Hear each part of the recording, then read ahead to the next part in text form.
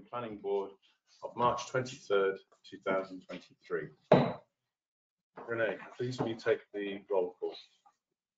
Mrs. Jones? Yes. Mr. Roach? Here. Mr. Canfield? Here. Chairman Murphy? Here. Let it be also noted that Assistant Town Attorney Trey Nazaro and myself are also present. Absent with notice are Terry Power, Michael Grain, and Georgette Smith. And hopefully Mr. Doherty is on his way. Thanks, Renee. I hope we've all had a chance to look at their meetings from our last our last meeting on the February 23rd. Could I have are there any edits, changes? Otherwise, could I have a motion, please? I'll make a motion to defer the reading of the minutes. Second that. We're deferring them. Deferring them. Deferring them. Yes. What? Curtis, to defer them or to Oh, approve them? Approve them. Approve them. No changes. Yeah, Yes, to approve them. No changes. Yeah, defer and approve, I'm sorry. It's okay. It keeps us on our toes. So we've had a motion to approve. Second the approval. Mrs. Jones? Yes. Mr. Roach? Yeah. Mr. Canfield? Yes. Chairman Murphy? Yes, thank you. As you can see, we've got our forthcoming dates for our meetings, and it's quite scary that August is already on our horizon. If you can't make any of those dates, please could we let Renee know as soon as possible? Thank you. Just as it relates to dates, I know the mayor had mentioned referring something to the ARPB. I think they're going to do that at the next meeting. So if we want to talk about dates, maybe at the conclusion of today's hearing and covering some of those topics, we can just kind of add that under staff comment at the end. Thank you. Thanks, Trey. We now move to the public hearing part of our meeting this morning. Is there any ex parte communication concerning what's been in front of us this morning? No. Thank you. Renee, can you administer the oath to anyone who wishes to speak this morning, please? Anyone who's going to speak, please stand and raise your right hand. And then make sure I get all of your names before you leave. Swear to tell the truth, the whole truth, nothing but the truth to help you God. Thank you. And so we move on to the first application of this morning, which is from Mark Marsh. Thanks, Mark. Good morning.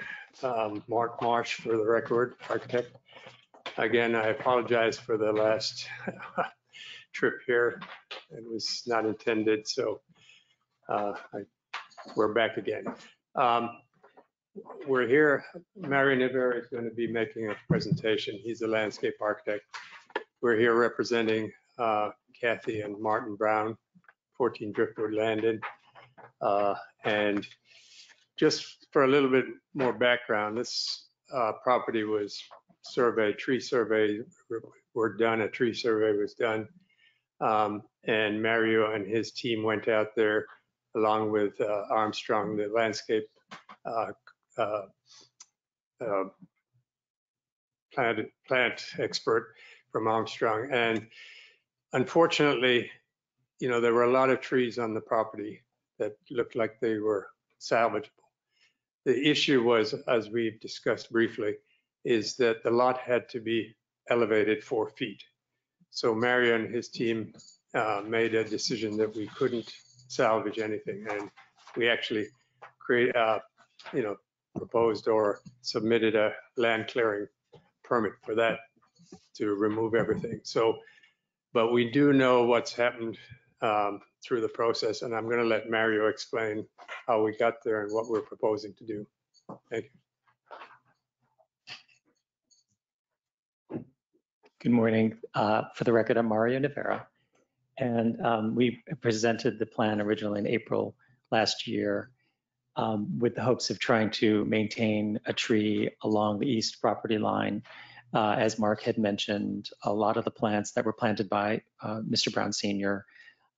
Couldn't take the relocation and transplanting required if we filled the property.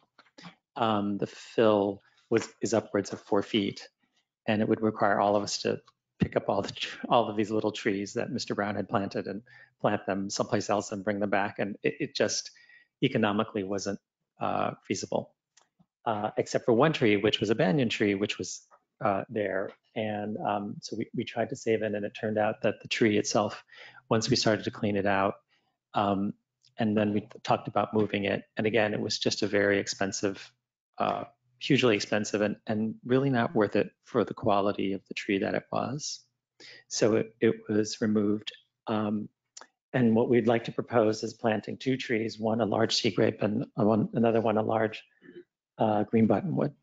The sea grape would be in the northeast corner, and then the green button would be closer to the swimming pool.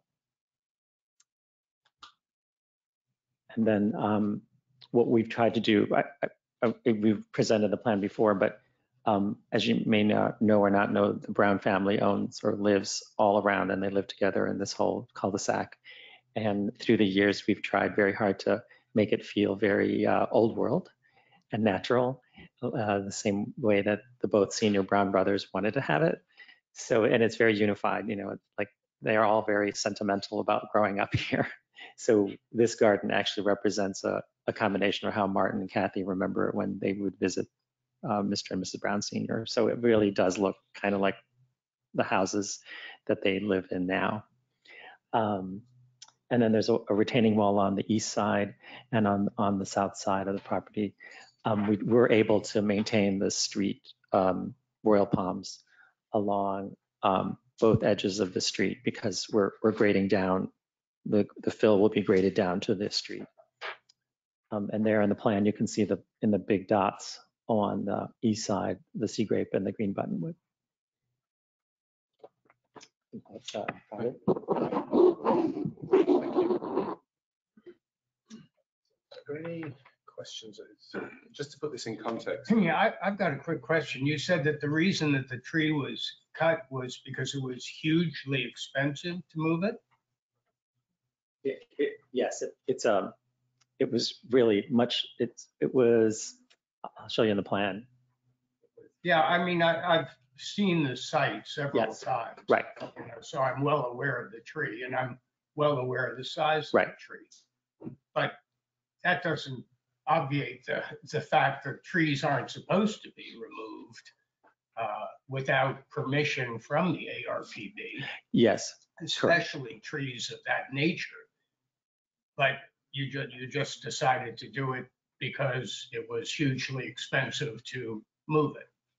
well, no, the fill required. I know, and the fill was supposed to, the fill would kill it Yeah. anyway. Yeah. It would.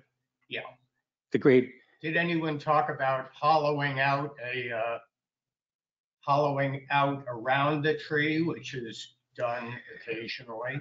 we did. We just felt like that the proximity of the fill and the house really wouldn't give it enough room, breathing room for the roots to really do what it's supposed to do. So Yeah. it would be very difficult. It would really not be a healthy condition for the tree to Yeah. So survive. now we're in a situation where the tree is going to die because of the fill, and you've gotten everything you wanted, except for the permission to put in the new landscaping. Sorry. Yeah, let me just go back to one point you mentioned, Curtis. The tree, which is about here, the roots were going 65 feet Under the pool. under the pool, Yeah. in the loggia in part of the house. So, Did anyone think about moving the pool a little bit closer to the house? but the tree only came to light when we started to clear the property, and was obviously the last tree because it would move from west to east. Nobody really knew that tree was there.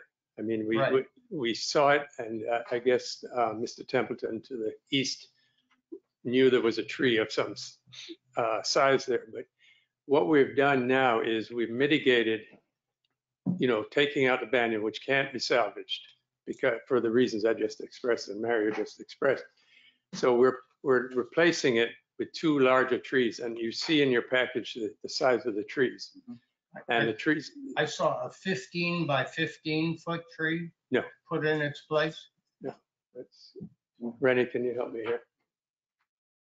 Sure, elevate. Go back down. I think it's more than that. We're putting in a green buttonwood here, which there's actually a photograph in your package, and the sea grape here. Both of Right, which- the sea grape over in the corner, which doesn't really impact the issue that we're talking about, which is shading the Templeton's property. We can't, with all due respect, we can't shade a neighbor.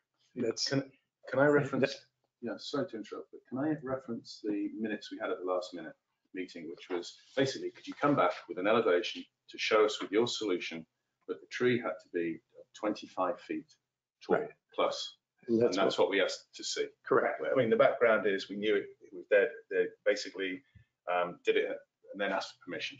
Right. That's the context. And Mark and Yvonne, well, Mark turned around and said, quote, they understood that the tree could not be saved. But taking Curtis's point, there was if I understand it correctly, all the steps that could be taken weren't necessarily taken, i.e. the hollow, etc.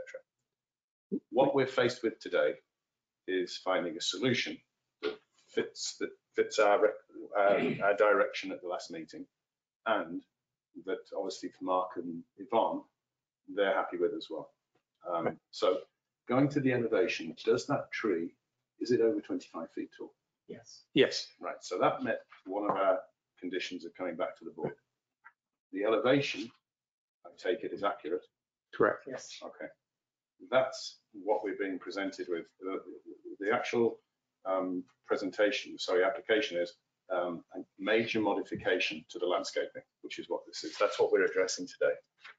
The fact that how we got here is not the way we should have got here. That's one of the main things. Right. And if you are presented with this again, please do not go down the route of action and then come back for permission. That's where we want to be. Can I just clarify one thing that Curtis mentioned? The protection of the tree was looked at, in a well.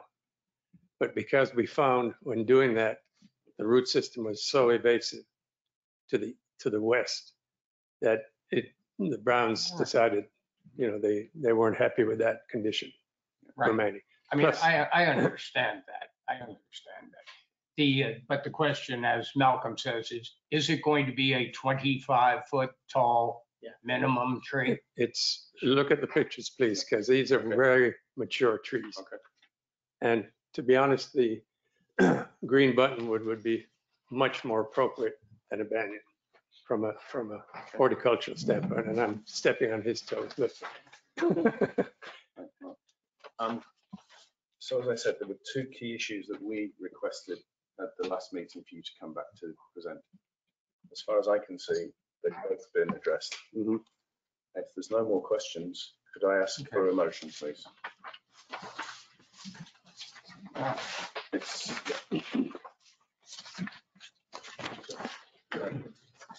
I'd like to make a motion to approve a major modification to the landscape plan as proposed. I second. Mrs. Jones? Yes. Mr. Roach? Yes. Mr. Canfield? Yes. Chairman Murphy? Yes. thank you. Thank you, gentlemen. Thank you very much. And with that, we move on to the second application of this morning. Kerry. Good morning, board members. This application is a replat of 2 lots within the Blue Water Cove development. You may recall that we appeared before this board seeking approval for what was a community platform between the 2 lots on the intercoastal.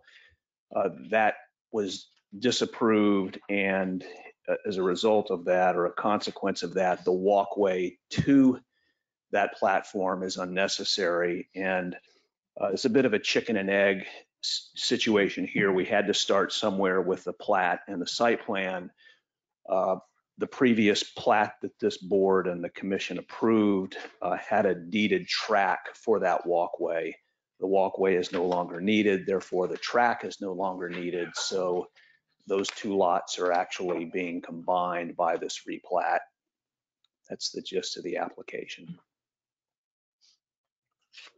Carry on the plan on A1. Am I reading it correctly? The path on what's proposed here?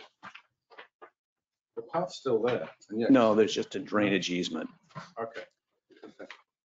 There's a 10-foot drainage easement Thanks. that Yeah, it's a vestige of the original plat. right, because I've got LCW path here. Okay. So there'll just be a common property line between the two Right, lots. okay, yeah. And you put it in the context of how we got here today. That's correct.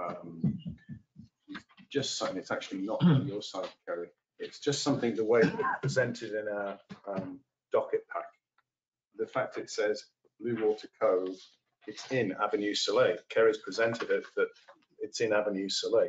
Blue Water Cove is the same as we have the other, road, streets. We have Emerald, we have Indigo, right? So just not from your point of view, Kerry, but just from our point of view, Renee, it's Blue Water Cove is in Blue Placer. Water Cove. It's Blue Water Cove is in Placer Soleil. So if we can just get the terminology correct, that'll be great next time. Yes. Okay. As for that, you've made it very clear, Kerry. Any questions from? Well, the only hesitation I have, these are the two largest lots on, in Blue Water Cove. Yes, sir. So therefore, increasing 10 feet on either side is going to potentially increase the size of the houses in Blue Water in there. Technically, that's correct. However, what you do not see, because it's not germane to the plat or what's before you, is the plat requires delineation of the actual property line, which is what you see before you. So absent anything that would alter that property line, what you've described is 100% accurate. However, because this is also, there are parallel applications in connection with these two lots. Specifically, the Army Corps of Engineers is not allowing that property line, or will not allow the seawall to be constructed where you see that property line now. In fact, on lot 7, which is the northern lot, it's pulled back quite dramatically, so that even with the addition of the 10 feet to each lot, the effective size of lot 7 particularly, and even lot 8, are substantially smaller than what you're seeing on the plat now. Does that, you understand what I'm saying? Yeah. Yep, because of the constraints that are being put on that.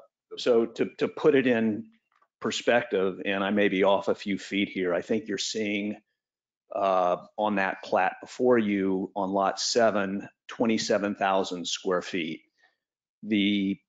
What's before the core and what we think will be ultimately approved, even with the additional 10 feet, is a lot size of about 24,500 square feet.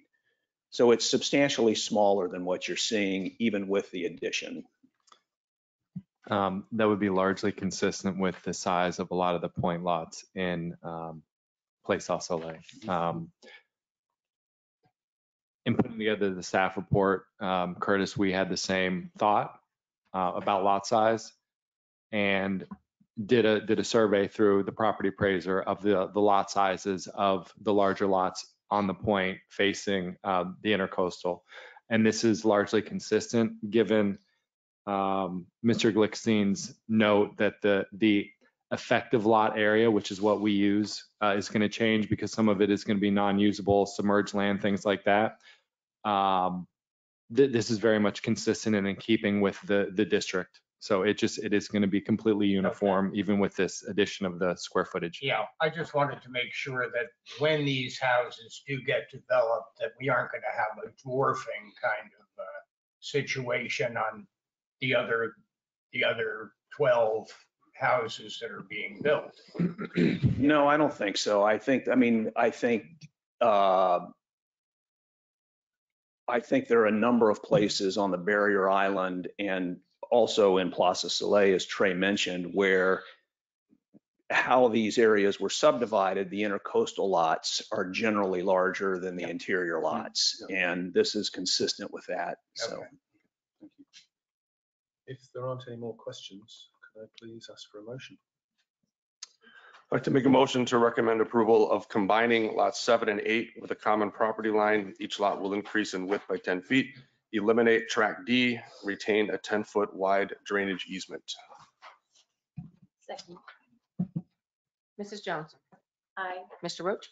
Yes. Mr. Canfield. Yes. Chairman Murphy. Yes. Thank you. Have a great day.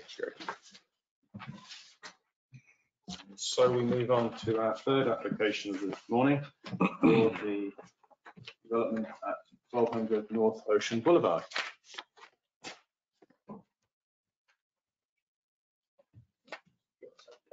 Good morning. I'm Jacob LaPera with LaParadise Building Development. Our firm represents the owners of 1200 North Ocean Boulevard, also known as Lemon Hill. Today, we'll be presenting a comprehensive plan for the restoration and renovation of this notable property. The owners are very passionate about preservation and are excited to thoughtfully reinvigorate Lemon Hill. It's our intention to revive the architecture and design elements originally imagined by Marion Sims Wyatt. It's my pleasure to introduce our team, Historical Concepts, Houghton Land Design, and Environment Design Group.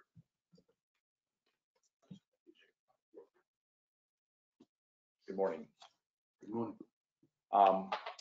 Yes, as Jacob mentioned, the 1200 North Ocean Boulevard, Lemon Hill, is a very exciting project for us, and we're honored to bring back some of the glory of the original home and respect its character and origins, and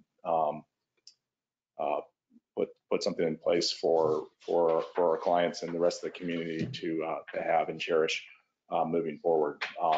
Quickly go through the plans. I'm sure you've seen the submittal, the survey. As you know, this house sits at the high point of the hill, about 18 feet above grade, and it slopes down to the basin, to the water level. The site plan that we have here, the home, the original home, and its accessory structures all fit essentially within the building, primary and secondary building setbacks, with the exception of the pool house, which slightly does encroach on the side setback, and we're not proposing to make any additions to that structure except essentially rebuilding the front porch, which sits on the interior side of that of the property.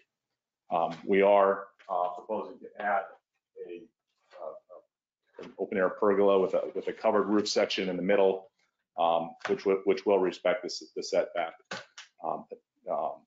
next to the pool house and facing the pool. The additional accessory buildings, or the existing accessory buildings, there's a small kind of potting shed, which will become a fishing shack, and an existing guest house, which we are proposing to add a rear porch to, which also faces the interior of the property. Some photographs of the existing home. As you can see, there are some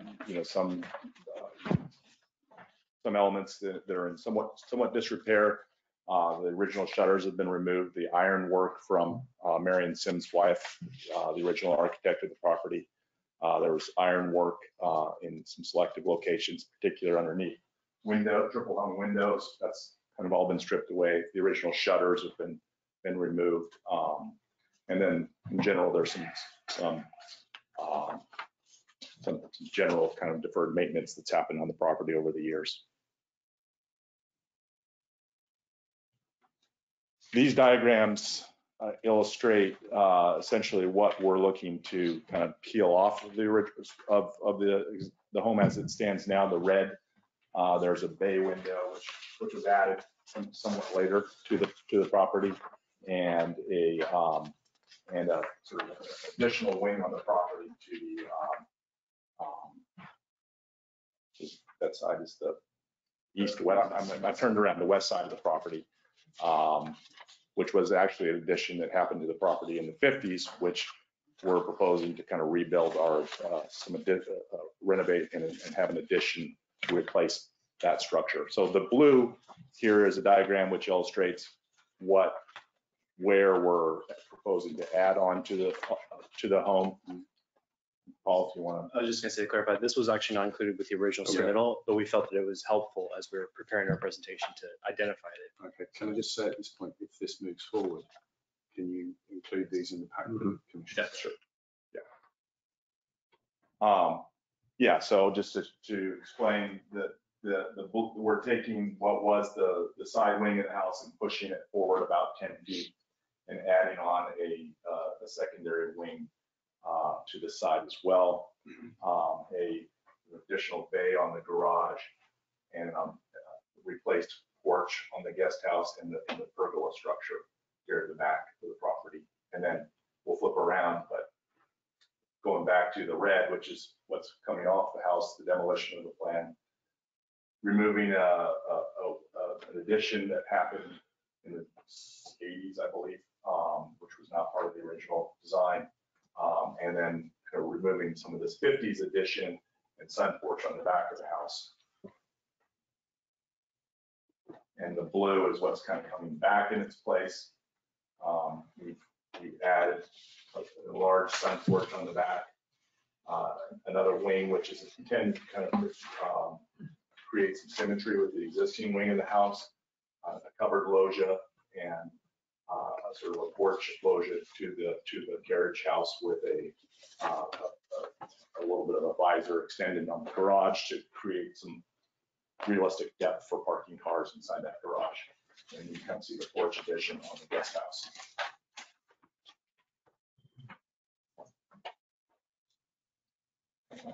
These are the renderings that we did submit in the package. And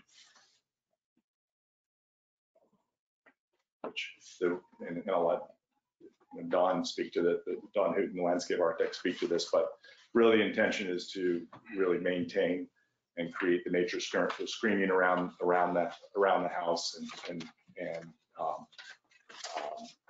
really screen effectively between Hidden Harbor Drive and the existing properties on the sides of the house. As Dominic mentioned, the key intent is to bring back a lot of the character of the existing house, honor Wyatt's original intent. The one special exception we're asking for today is on the eaves. As you'll notice, there are a number of eave conditions and plate lines on the house, due to its unbundled nature, a number of wings, to maintain kind of the town's directive to keep renovations in the character of the existing building. We felt that it was good to match that language to add some pieces. So we're asking for 2 additional eave lines, so 8 in addition to the 6 original, that would allow us to create a small addition off of the garage to accommodate modern vehicles. That eave being lower than any of the other eaves, much more screened, kind of off the drive side, and then the other being the element in the family and living area that creates a bookend on the southern elevation with the existing 2-story mass. We felt it wasn't appropriate to raise that all the way to the 2-story plate height, but it needed some proportional emphasis to bring it up above any of the existing eave lines. So those are the 2 eaves that we're asking to add. Don, you want to talk about that? As Dominic alluded to, the efforts in site development are a couple of things that we want to consider up front. One is our relationship to adjacent properties, and then also the preservation of as many trees on site as we can. And I'd like to ask my colleague Dustin Mizell to address that here in a second. But the general approach is that, again, for both the benefit of our client and adjacent properties, we want to insulate the property as best as we can. And that involves potentially additional planting on Hidden Harbor, part of which would be within the right of way. So we would have to seek approval from the town to be able to do that. We've had some conversations already with adjacent property owners, and we are very desirable to work with them and again, to the benefit of our homeowner, to provide as much separation as we can. And not only on that north side of the property, but on the other side, on the other sides as well. To the south, we have pretty heavy screening there already, but we want to enhance that even more.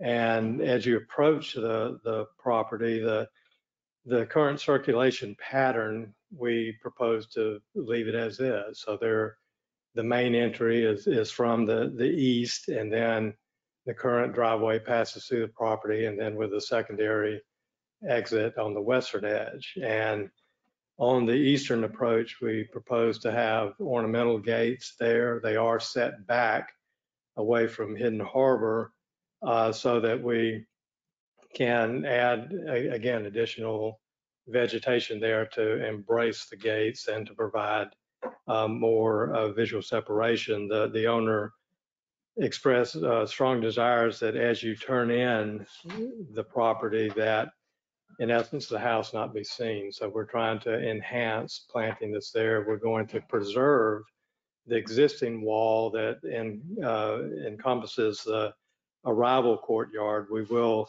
have to reconstruct a portion of it as it ties into the house. But again, we feel that it's important to respect the elements of the site that have existed for many years. And again, as the driveway exits to the west, there we also propose a gated entry, but we want to make that solid gates so that views from the west to the property are totally screened.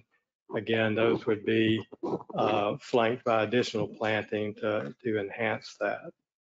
We sort of the site is kind of into a couple of different zones. The area immediately around the house is a little bit more intensely developed. We inherited a pool when the property was purchased, so we've tried to embrace it, to work around it as best we can.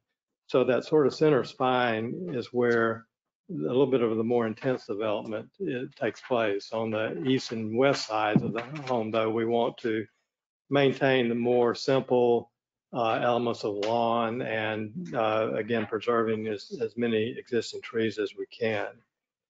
We have positioned potentially a pickleball court to the northwest corner within our setbacks, and again, we will do efforts there to screen that, separate that. There'd be no lighting involved, no tall fencing involved. It's just the court tucked into the corner there.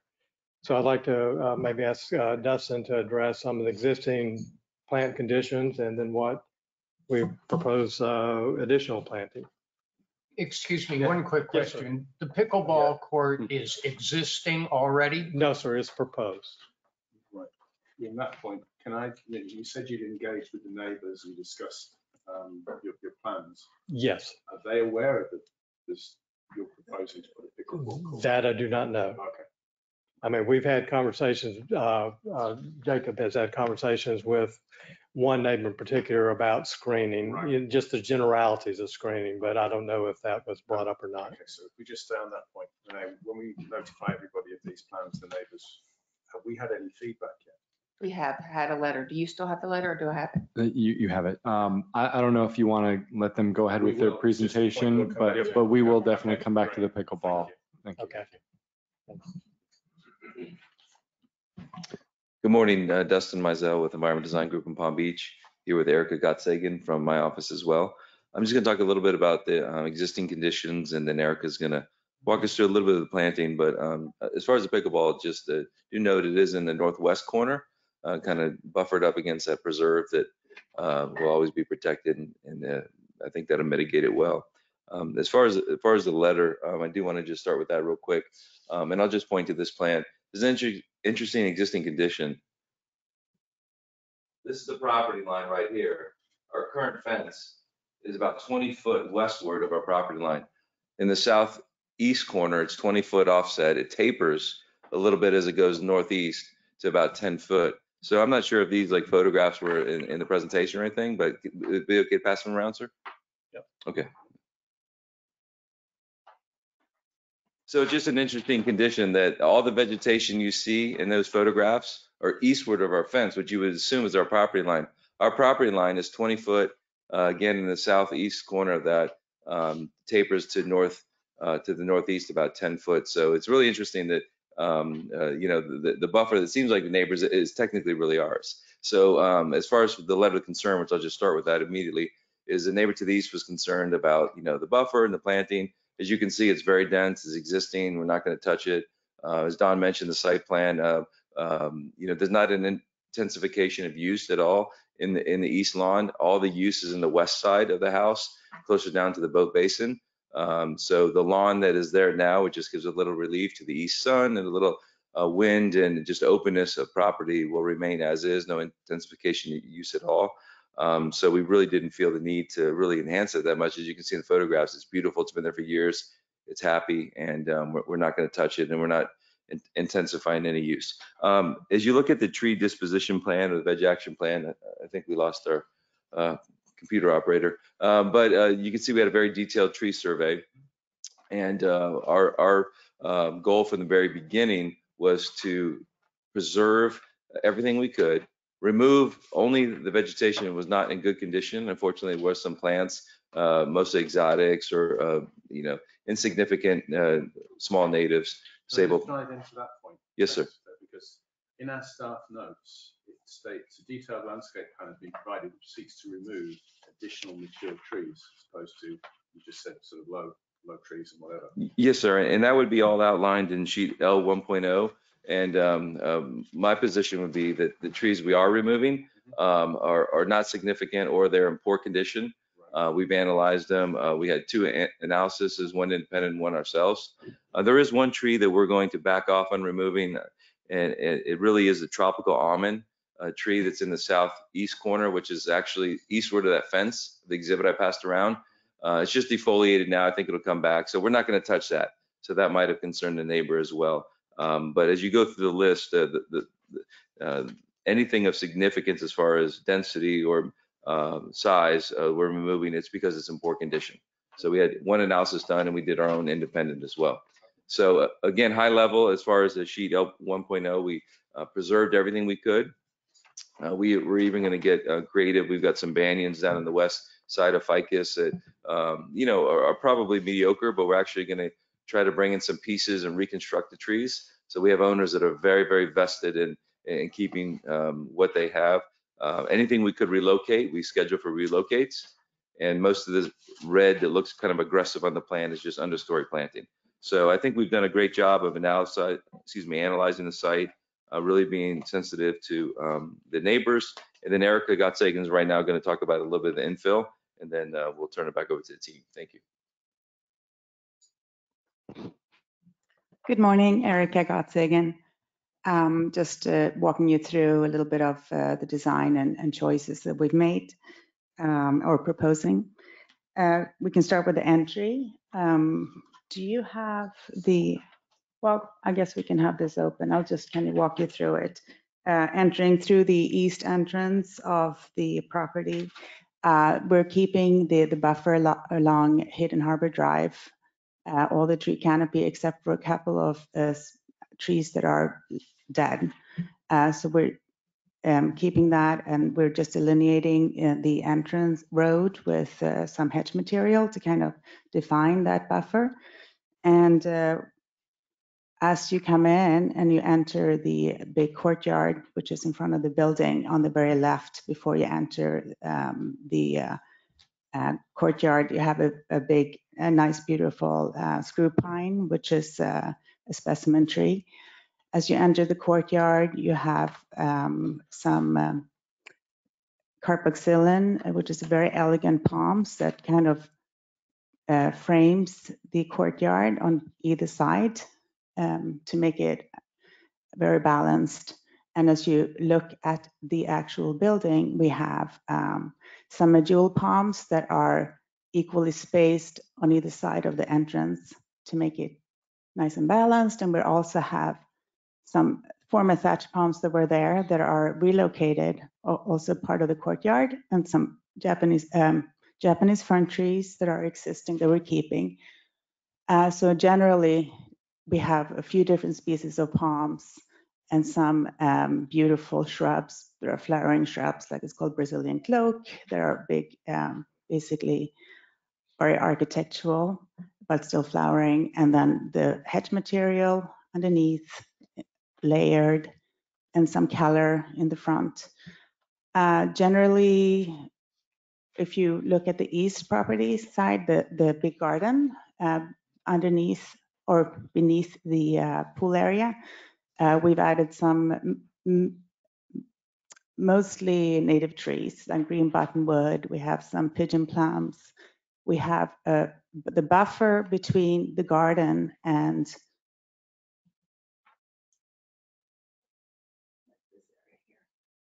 there's a buffer here. So that buffer we want to keep dense because they also have dogs and they want to make sure the dogs they don't bark every time somebody's driving outside. And then we've added some trees as well, and we have a high material there, shrub material. The pool area, we have mostly palms that are basically in planters, cutout planters from the pool deck. And we've added some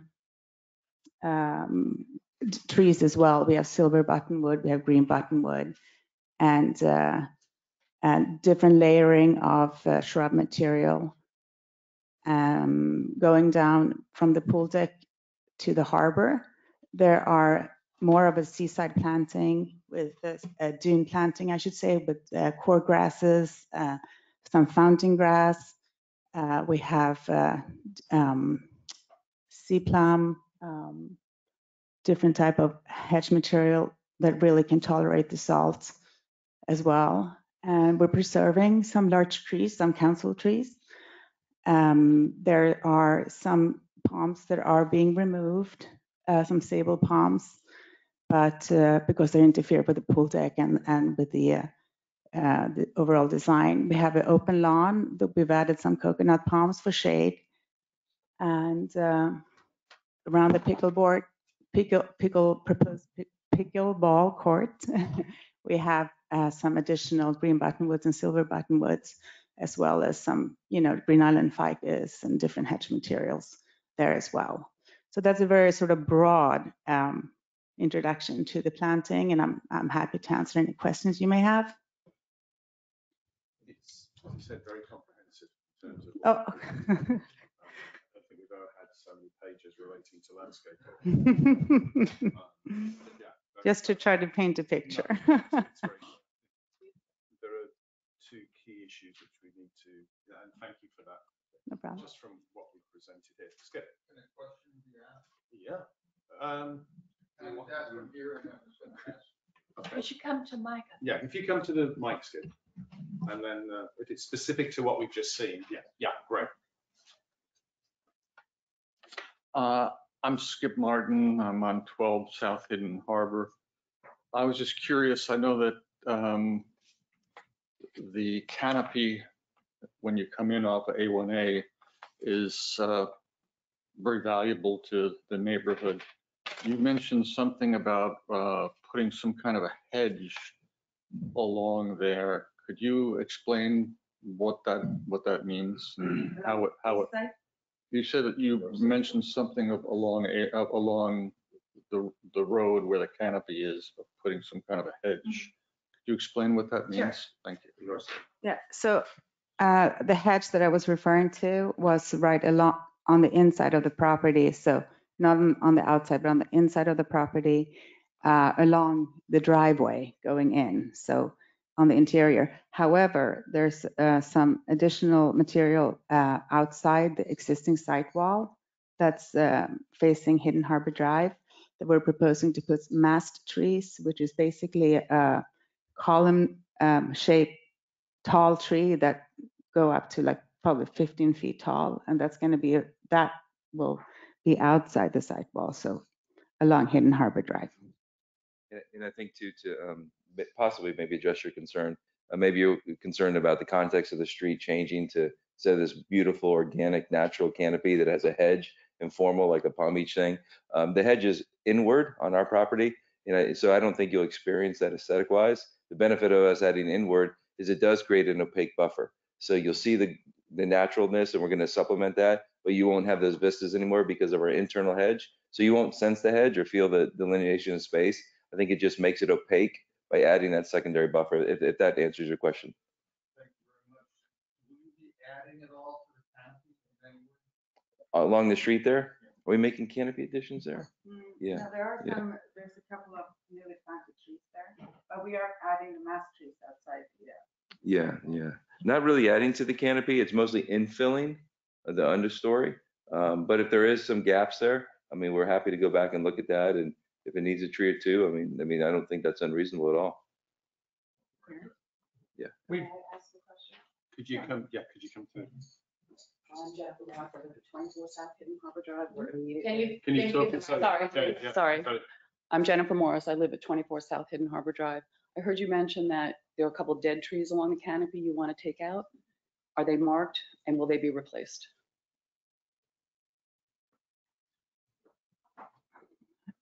If there's room, yes, but in this case, it's basically, I have pictures of it, I don't have it here, but it's really just, like a very thin sort of stem.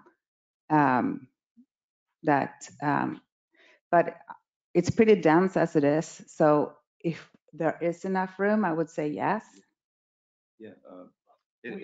We've had discussions on projects in Hidden Harbor and the fact of importing plants on large trucks, et cetera, could be harmful to the canopy. Is that what you're talking about? Well, she just mentioned they're going to take out a couple dead trees, so, Yeah. size of the tree dead can be subject to definition, but also since we've lived here for almost 13 years, that hedgerow, particularly along Lemon Hill, has been slowly cleared out, and you can really see the house when you drive by. When I first moved in, you couldn't see the house. So I prefer not to see, I prefer to keep it as dense as possible, because that's the charm of coming down the street. Right. So can you? Right. Yeah, I'll speak to that. Thank you. I was just going back to our tree disposition plan.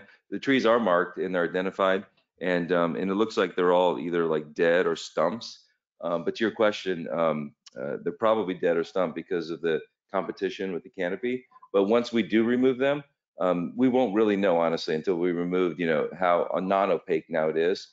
But once we remove them, get the dead, I think the canopy's gonna be healthy. If there's any gaps, I mean, we'll commit today, absolutely, to plug in those gaps, and then so that won't be an issue. But we won't honestly know until we remove it, the condition. But on record, I mean, we will definitely mitigate that 100%. Jennifer, were you sworn in? Sorry, No, yeah, it's just I saw you when you came in. We'll have to do that. It's just that. The one last comment when, Sorry, sorry, one house, it's so the one house on the corner of Hidden Harbor on the northwest corner, Mr. Kamalani, removed a bunch of trees without permission. And it's been a problem ever since because it just has never grown back properly and it's never looked natural. And it's been really a sore point for the residents. Thank you. If I could just make a generalization address, the homeowner is as desirable as you are to have separation and screening. So that is part of the big picture, to come in and plug as many gaps, as needed. So we will be doing that. Thank you. And you are on record for that. Pardon? You are on record for that. Yes, sir. Okay, Renee, we have to swear in. Jen, Sorry. yeah. You swear to through the whole, doing that, after that. Yeah. Thanks. Okay. Okay, landscaping, I think we've covered. I think there are two key issues that we need to address. So the first one, and thanks to the staff for providing us clear guidance on section 70-107 on the reasons or how special exceptions relate to additions and rehabilitations of properties. And I think from the way you presented it, it's very clear that it conforms with this section in terms of you've addressed everything, why you're extending the eaves. Certainly. And it meets, as I can see, it meets this conditions of the section. Trey, is that absolutely correct?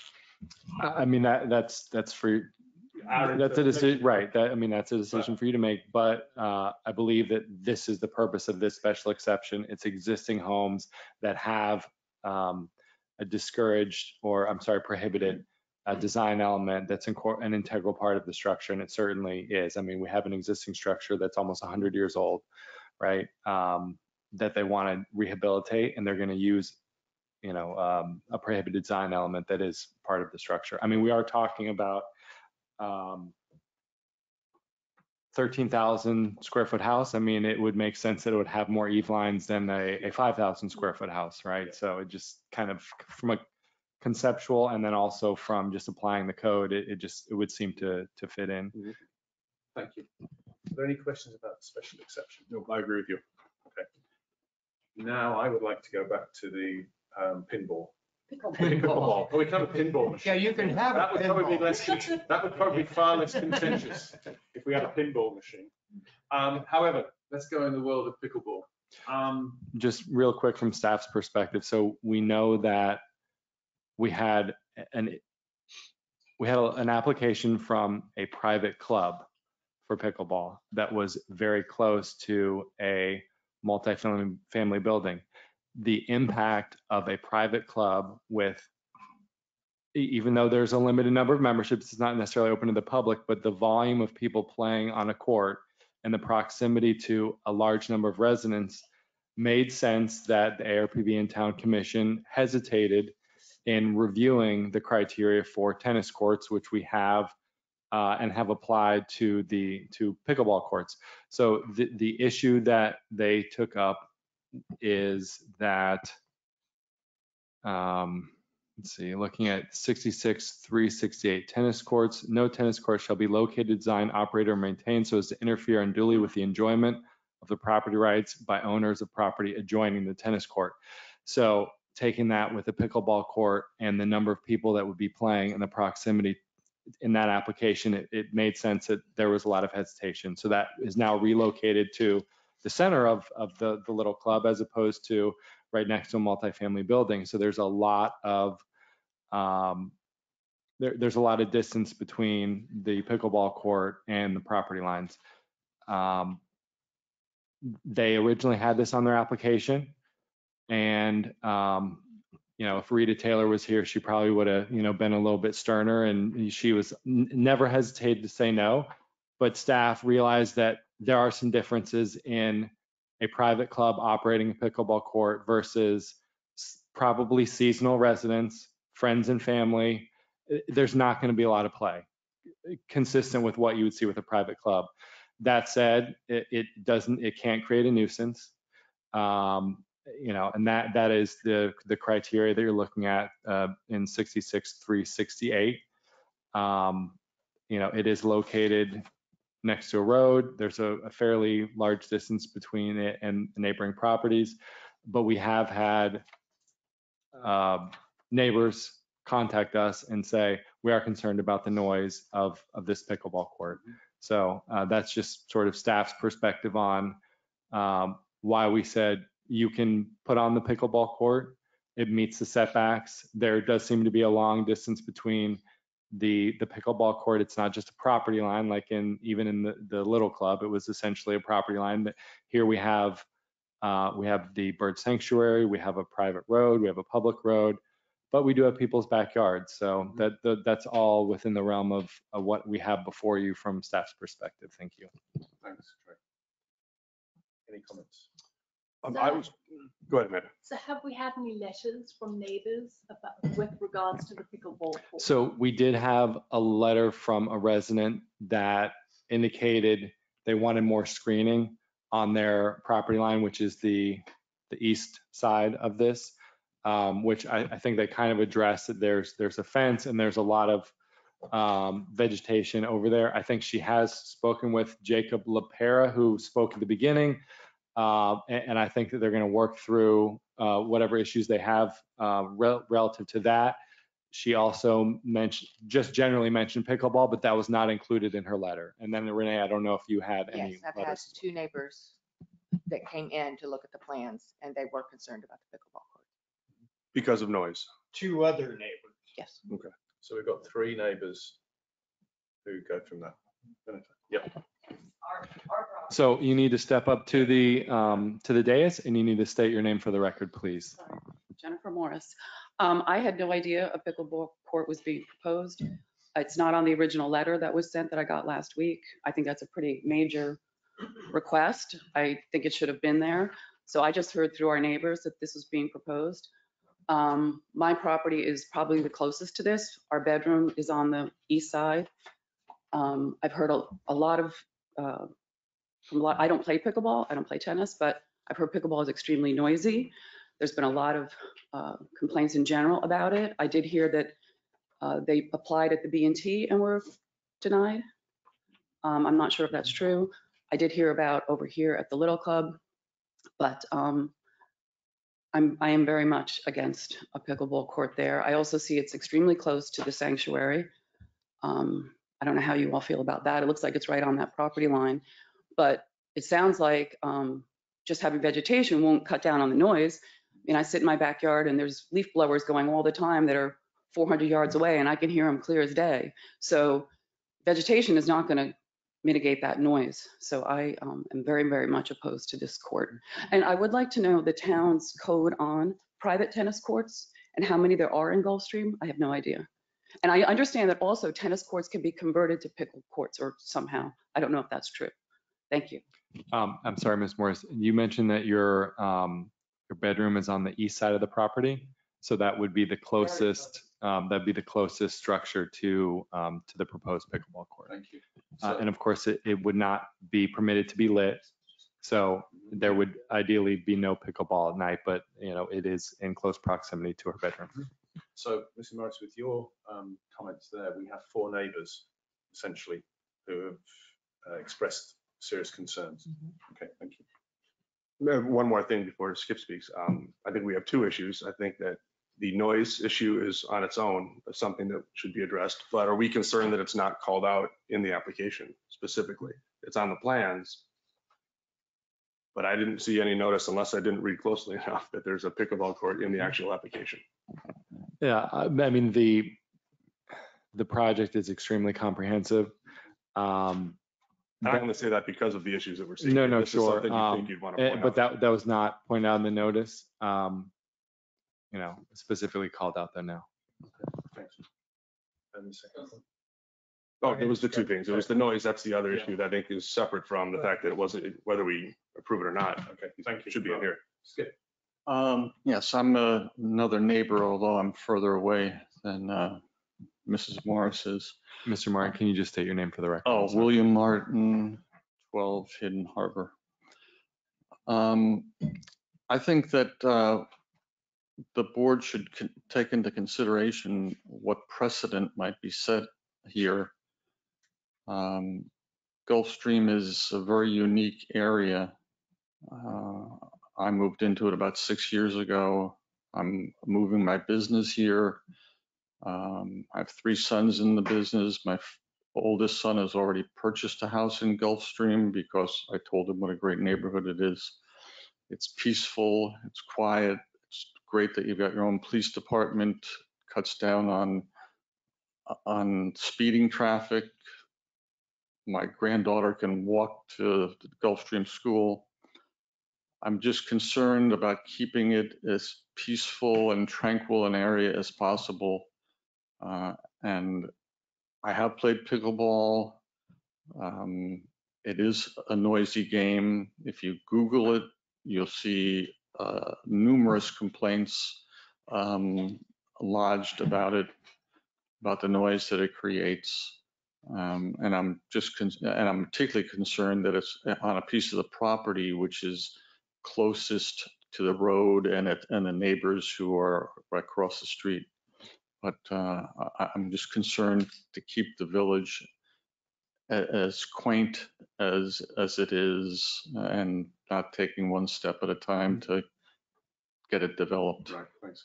I think one of the things to be concerned about the noise, etc. One of the things this board does is we take each case on its own merits in terms of precedence. Every case is taken on its own merits. The fact that somebody walks in and says, "Well, you did it there," we're reviewing this here and now on its merits. So I understand what you're saying about precedent, but this is absolutely a concern at the moment. So, comments? Is there a way that we can eliminate the pickleball part of this application and still go forward with the balance of the application? I would say, you mean eliminate or defer just that? Table it to a separate, Because to a separate discussion. I'm not even considering, in my head, I'm not even considering the noise aspect of the pickleball court yet because it's not in the application. I don't want, for precedent, I don't want it to look like somebody just snuck in a pickleball court. Or anything else. Yeah. The precedent would be that somebody puts something in, or rather doesn't put something in and we pass it through. And then we can, if it's in that, then we can address some of those issues. I'm completely neutral on pickleball right now, but. Okay. That's item number one, but item number two, I see that Mr. Templeton is here tonight, today. Welcome again, Mr. Templeton. And in our last meeting, he had made a specific reference to the cutting of trees. And that should be something that should definitely be, monitored closely. And I see that you all are cutting more trees. You've already cut some, but cutting more. And I think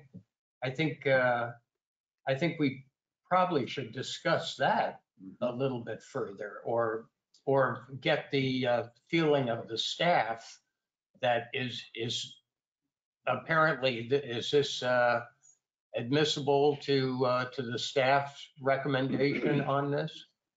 I mean, given the improvements that are proposed, I mean, it is largely, I won't say it's a 1-for-1, but they're just adjusting the footprint and doing some redesign. So you're going to have removal of mature trees. I think that the replacements proposed are consistent with what you would see at a new stick-built house, to coin a Dunham phrase. You are required to, or really encourage when you can, to incorporate the existing trees under our code.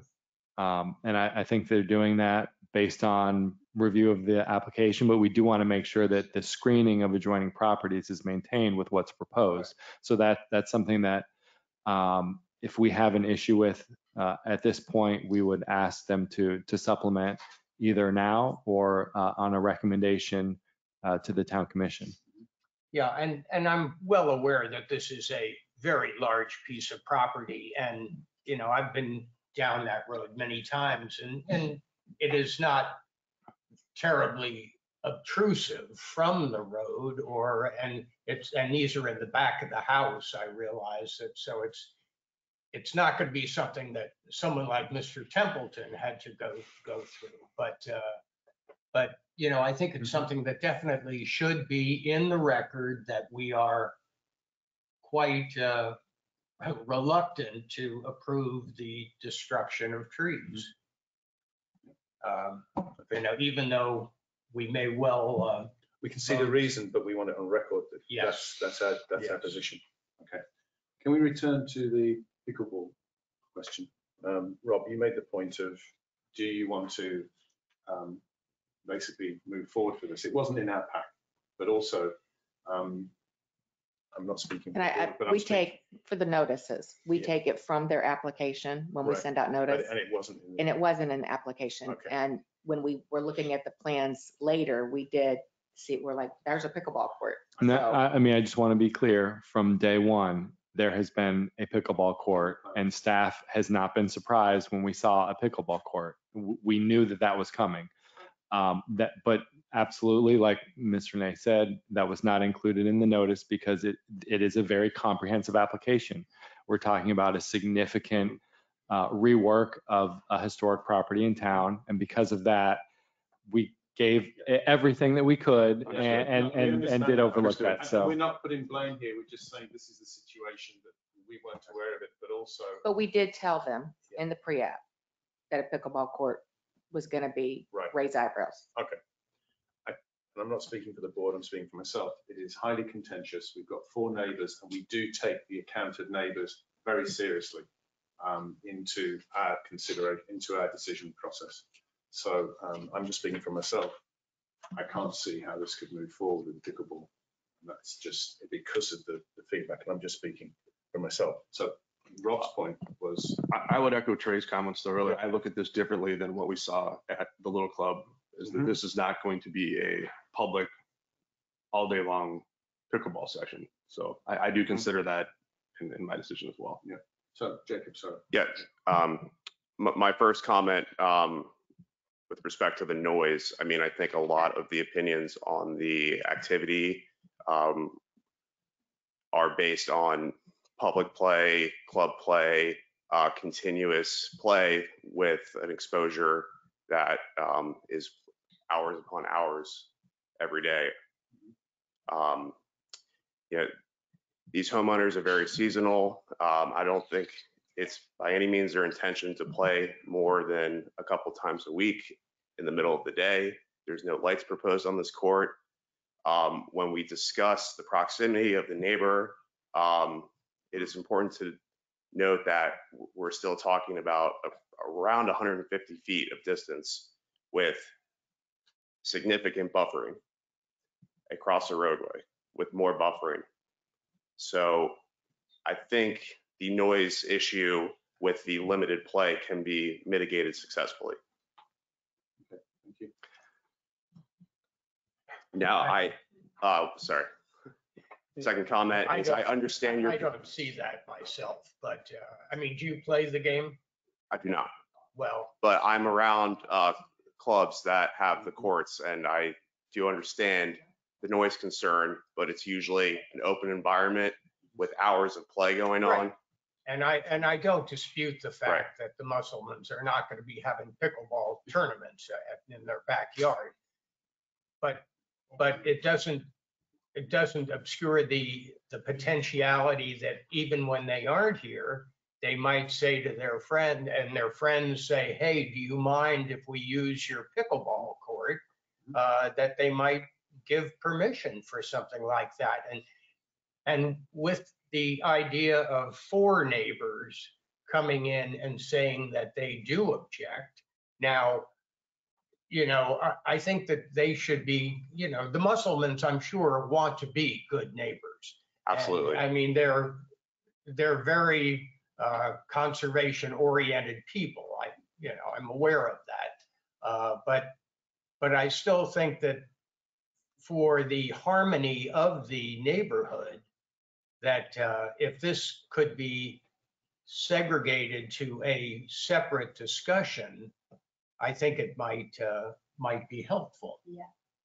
Understood, and that's where I was going with my second point, that I think, you know, in light of this conversation, we can bifurcate the two if we're willing to approve a conditional approval, removing the pickleball court for the time being, and have a later application or discussion on that. Right, and that was Rob's point. Yeah. If you're willing to move forward with that. Yes. Yep. I'm good with that. Yeah. Okay. Yeah. Okay. In that case, are there any more? We've covered the landscaping extensively. We've taken account of the special exception, and we've addressed the pickleball issue. I also think the design's beautiful. It is. It's gorgeous. It's a big improvement on what is there. It's a stunning property. Yeah. It sure is. It will be. Yes. With that, if there's no more comment from the board, could I get a motion, please, but with the clear point that the pickleball proposal of the pickleball court is not to be included? So I think at this point, we can go ahead with the motions as stated. I'd just like to get on the record from the applicant that they have withdrawn the inclusion of the pickleball court on the site plan, and that will not be, they'll submit some revised drawings to us for the town commission meeting. Okay. And that's consistent with Mr. LaPera's? Yes. Yes. Okay. Thank you. Thank you. All yours, Rob. All right. I'd like to make a motion to approve the demolition of a permit, a motion to recommend the approval of a demolition permit to demolish some of the existing structure. Could I have a second, please? Second. Ms. Jones? Aye. Mr. Roach? Yes. Mr. Canfield? Yes. Chairman Murphy? Yes. I'd like to make a motion to recommend approval of a land clearing permit to clear some of the existing vegetation from the building site. Second, please. Yes. Mrs. Jones? Yes. Mr. Roach? Yes. Mr. Canfield? Yes. Chairman Murphy? Yes. I'd like to make a motion to recommend approval of a special exception under section 70-126 to exceed the number of preferred eve lines with a total of 8 proposed. Second. Mrs. Jones? Yes. Mr. Roach? Yes. Mr. Canfield? Yes. Chairman Murphy? Yes. Lastly, I'd like to make a motion to recommend approval of a level 3 architectural site plan review to permit addition to existing 2-story residence, a rebuilt front porch at the pool house, a rear covered porch addition at the guest house, and an open air shade pavilion on the south side of the existing pool. Second. Mrs. Jones? Yes. Mr. Roach? Yes. Mr. Canfield? Yes. Chairman Murphy? Yes. Thank you for your presentation. Thank you.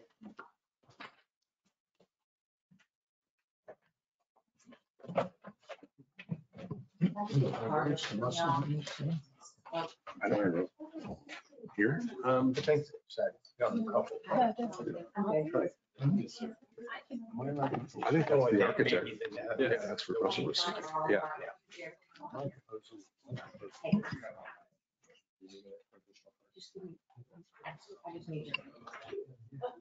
That one's going to rear its head again in an interesting way. Yeah, oh, yeah. Thank you. And you work with the architect? Okay, perfect, thank you.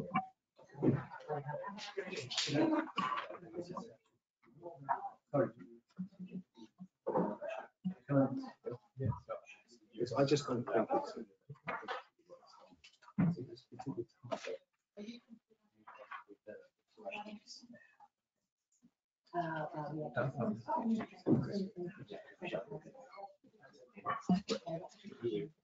I'm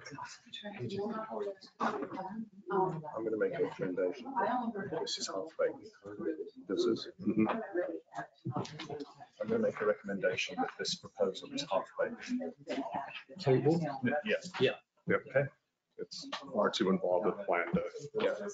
So with that, boys and girls, Is that what you're just talking to Trey about? yeah. I'm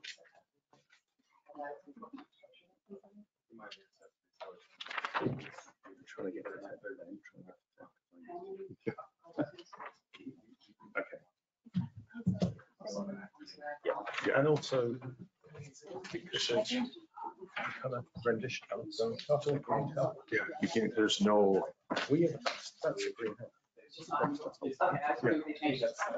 And also, West Indies should have. Thank you so much. Yep. Yep. Okay. so sorry. Okay, so we move on to the 4th application in front of us this morning at 2520 Avenue of Select.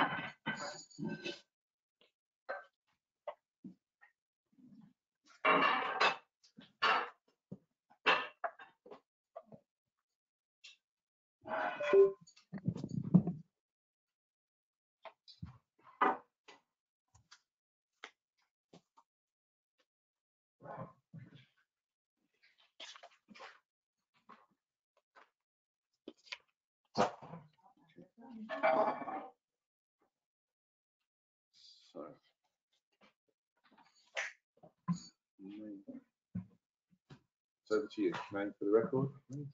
Dr. Russell Rosicki, architect from Design R Architects FL LLP, along with Cheyenne Sonnenberg in our office. So Russell, before we move forward, and I know you're perhaps here for a presentation, we've just been presented with these revised drawings this morning. And one, we haven't had a chance to review them. But two, there are a couple of points which to me jump out. And I know you put colour samples in which weren't in our first one. But there's a couple of things that the colour renditions of the house, to me, this is a greenhouse. This doesn't show at all what we're going to get. And seeing historically, and the reason for this is historically, we've had a couple of properties where we need the detail of precisely what's brown, what's white, the things, because this is a level 3. This is, well, it doesn't matter the code, but this is a demolition, new build. And so this doesn't meet our standard of what we usually get. You witnessed the first presentation from Mark. The reason that came back is we didn't have a precise elevation to say, this is exactly what we've got. This is what we're voting on and we're considering. The other point is, and I saw it in the staff notes, that the West Indies style is absolutely approved and whatever, but the shutters issue are part of West Indies. And it's, if whatever style we go with, it's not half-baked, as in I'll just select that from it and select that from it and select that from it. It's a decision to go with that style. Me personally, I truly understand. Yeah, so in the context of that, I don't think, and I'm speaking for myself here, from putting the context of that, I don't think we could consider this in the light of, okay, we've just received this, the shutters issue, but also this is not the elevator, these are not the color renditions that we normally get, and that's just focusing in on them, okay? I think my suggestion, and obviously it's up to you, is that you speak to the owners, and if you can communicate that back and say, if we are going to consider it, you can't dip in and dip out of a style. It's something we've been faced with many times, and we're really tying it, well, we absolutely focus on that now. And the other point is we only just got these, right? So I know you've put a lot of effort in, right? But I really don't want to waste your time. And I suggest that if you get this message, not message, if you communicate comments, my comments, and no doubt the board may or may not have their own comments, and we want to move it forward, right? We understand this has been before us before. We've seen the effort the owners put in to try and work on the plot, and now they're obviously taking it out, right? The demolition permit, and it's a significant building, and we can see the amount of work that's gone into it. But I don't feel that we can consider or give you fair feedback in terms of what we've been presented here, because I think it will be coloured by what we have, and we'll just go on what's in front of us. I understand, if I may respond to that. Yeah. So the updated submission still maintains all the same site data zoning calculations as originally submitted. It was brought to our attention a few deficiencies that our application still had thereafter our preliminary meeting. Mm-hmm. Those adjustments were the only adjustments that were taken there to relieve those deficiencies to present a better application to the board. Yeah. And with that is the updates you've been presented. I understand you wouldn't have time to have seen all of them, obviously as of today. Right. However, we were preparing to present, and we do have a presentation to show you and walk through them. Mm-hmm. The color renditions, if I may speak to that, I do have the actual paint outs of the colors as well as the roof tile. Mm-hmm. And while some may think the colors are skewed, this is actually approved colors by the town of Gulfstream. They're Benjamin Moore, they're classic series. Yep. They're rendered with the actual daylight and sunlight at a certain azimuth. And we've presented renderings to this board before for this project and other projects previously. There's been no change of our software that we use. Mm-hmm. So this time, I'm not sure what the difference is pixelation wise, color Right, wise. there's a chance the printing of the colors has to be the issue, because when you look at your renderings up there, that seems to be a little Yeah. more realistic That's to what you're realistic trying to from get. because what we have here is a greenhouse. Yeah. Yeah, I could just say it's probably an inkjet printer Yeah, right. versus what actually gets produced. Mm-hmm. We've definitely seen that before, so Yeah. I'm okay with that. part, Okay. but- In terms of the shutters, Yeah, thank you for asking. So I've had explicit direction to do drawings without shutters on them by the owner. I had recommended as the architect shutters. And it was a position of theirs that if the board saw them as being necessary, they would add them. No questions right? asked. And if they were, well, not if, because they're required in a West Indies, if we're moving forward with the West Indies, we would need that on the renditions. And we did provide an elevation on the ending page of your set that shows shutters. The new one. They are just a louvered shutter that follows the height of the window.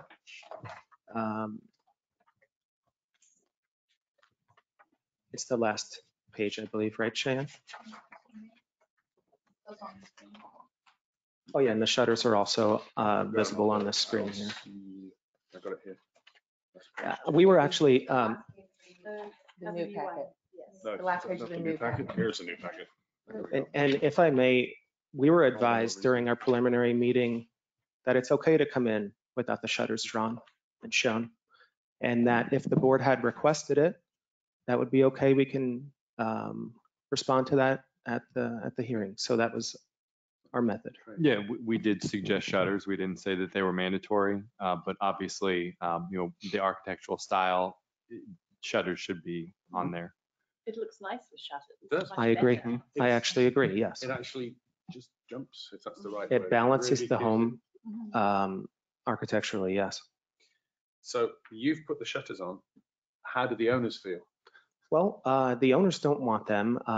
They're more on the side of minimalism, or less is more. They want a more of a clean facade. However, as the architect, I can only go so far as to make a recommendation. Whether they follow it, I mean, I still have to follow their desires and represent their interests. Absolutely. You're the agent. Yeah. So that's why we took it upon ourselves. The owner didn't ask us to do the drawing with the shutters. They actually told us not to do any drawings with shutters, but we wanted to because we thought that you guys would request it. So here's the scenario. Shutters, great, you move forward. You go to the owners and they say, we don't want it. That's where we're faced at the moment. They agreed if the board requests it, that they would do them everywhere. Okay. So we take on the point that they don't want it.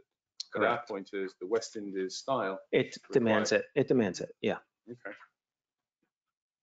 Yeah. So in that light, you're on record as saying the shutters are included. Yes, I am. And that's on all facades. not On just all facades. On all facades. That is correct. On every window, as it would be in any other home in Gulfstream. Yep. I'm very, very familiar with the Place au Soleil, Avenue au Soleil, and the side of Gulfstream as well. So. In that case, in the light of that, should we move? I don't know if you want to go ahead and let him present, but I wanted to say that the staff did review what was submitted, and there were some issues with code compliance. And I think that's largely what was addressed here.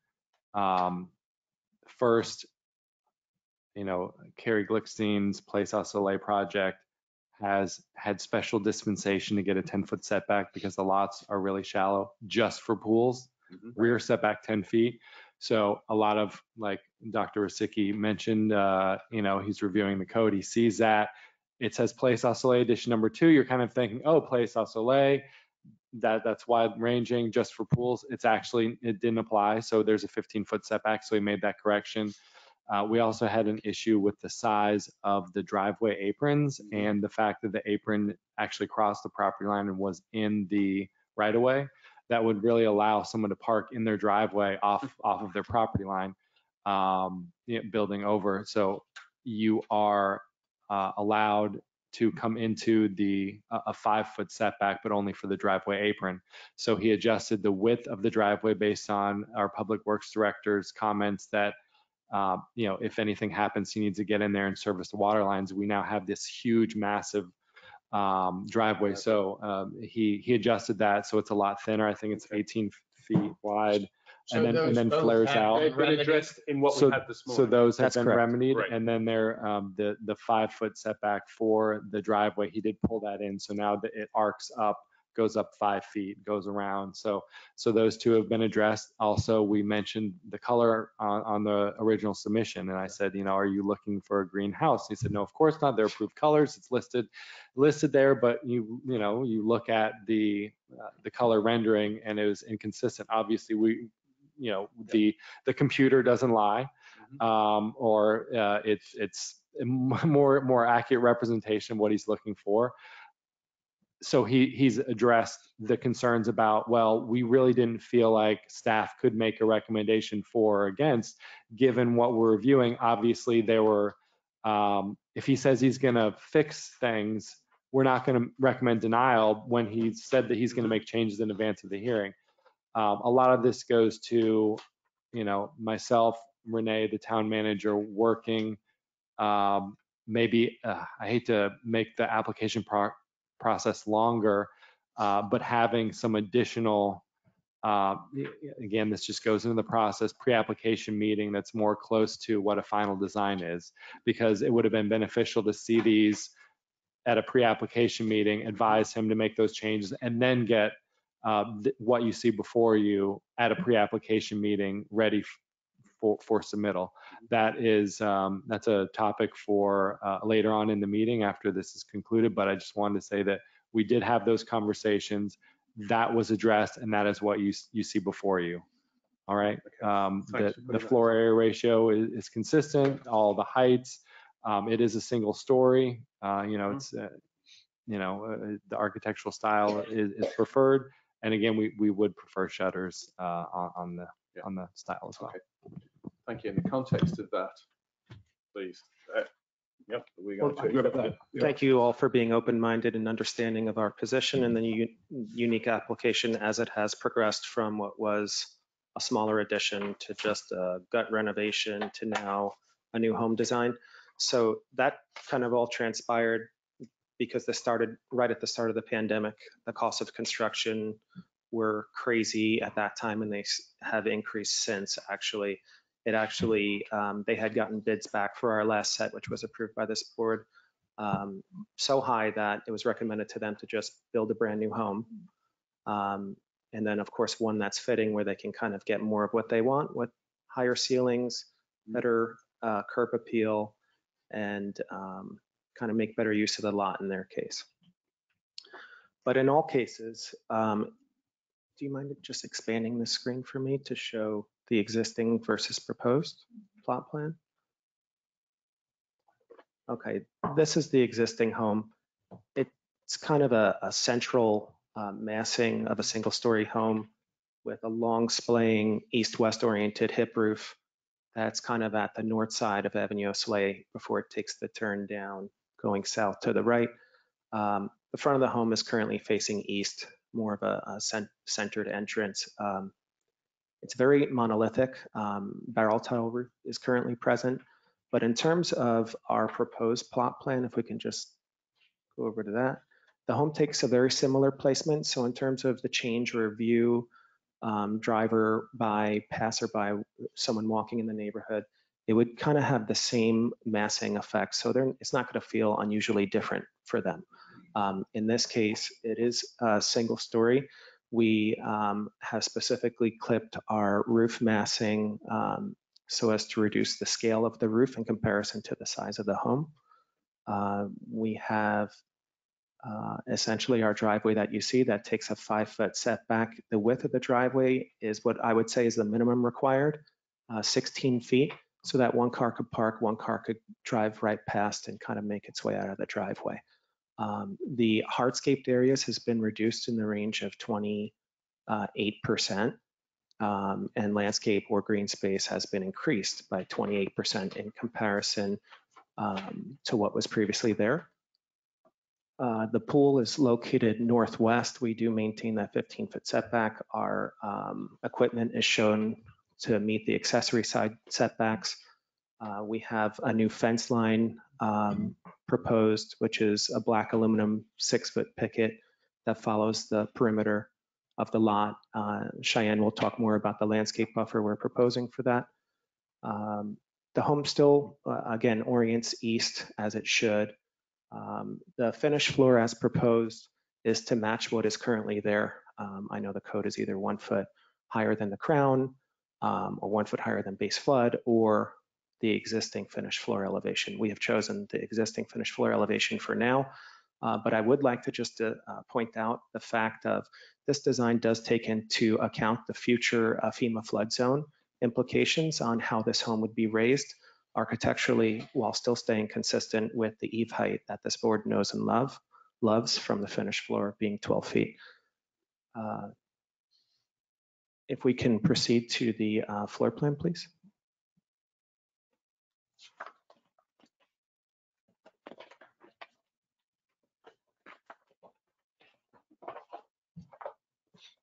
So the home's perimeter is more private. And as you make your way through that main foyer and portico, you enter into an open living space shared with the kitchen and living room. Off of the kitchen, there's kind of like a little butler's pantry. And then the master suite is located at the southwest side. You kind of walk out of the middle part of the living room and you wouldn't have a roof over your head. You'd be next to kind of a roof over patio adjacent to you where they can leisurely sit down or grill outside. And this design actually is very balanced, in my opinion, architecturally, in terms of where the door is placed, how it's recessed to promote portico at the center, and then essentially equal out the two wings on the front of the home. Although it is of substantial size for a single-story home, it doesn't read that way from all elevations. It actually looks smaller than it is. If we can go to the elevations, please.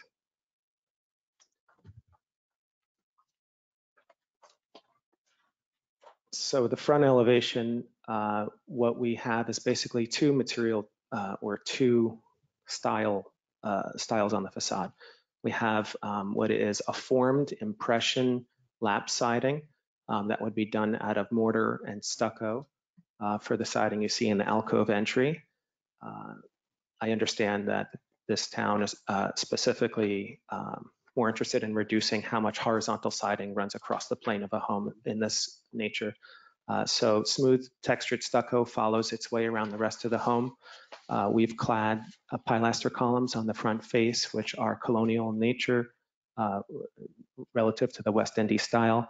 The style of windows as designed is typical to a West Indies colonial home. The placement and center lining of them, as well as the height. And then we have an actual column that is built from formed stucco trims as well. We're designing this home for resilience. We don't want to really use wood trim, so to speak, especially in the future flood zone, considering right now we're in an A zone. We're not in an A zone, we're in an X.2 zone, and in the future it'll be AE, which basically increases the flood elevation by 2 feet, putting this home underwater. Future application, I'll just mention how I'm kind of keeping this in mind architecturally for your interest. So the eave height, as you see on the left side of this front elevation, shows from the finished floor is 11 feet 2 inches. When we have to elevate for the increased base flood elevation, that will become 12 feet. It's not going to be some abnormally large or tall one-story home. We will be able to achieve setting that finished floor above the base flood while still achieving this 12-foot eave height. So I think that's something good in terms of proportion, vertically speaking. As you can see, the front single-story roofs are kind of clipped at the top, which creates for a flat roof. Over the, I should say the lower roof sections that follow an L-shaped perimeter around the home. The main roof massing is beyond, which is also a hip roof. That's signature to this style of architecture. We have a waterboard or skirt band that runs the perimeter at the base, gives extra protection and architectural appeal. And we've built up and developed the trim and design around the windows on a separate page. But if we can show the next elevation below this. This is the rear elevation. It does have a lot of glass. They want a sliding door basically to be off from their living room. This does meet the criteria in terms of glass to facade space. We have 34%, maximum allowed is 40. I didn't mention before, but the exposed rafter tails follow the perimeter of the home. We're not proposing to have gutters across this home at this time, other than maybe something that carries a water line instead of dripping over the person walking out of a set of doors. We will have a copper trim that allows that water to spill out at the roof's edge. There'll be a copper drip edge that follows the full perimeter where the roof meets the fascia, and the exposed rafter tails will be sloped. There'll be an extension of the truss roof. They'll be sloped, and then we'll clad a 1x6 tongue and groove board to the underside of what is the plywood sheathing. So to give the appearance and look of something a little more luxurious with detail once you're looking up under these eaves. So if we think about it, the future eave height, we'll have to adjust it to be 12 feet. If you add the offset from the grade, it's almost 13 feet up. At walking height, your eyes are about 5'6". You'll be able to see that in perspective as passerby and as you approach the home. This is a comparison streetscape elevation, just the massing in comparison to the neighbor directly south. So we're in line being single story.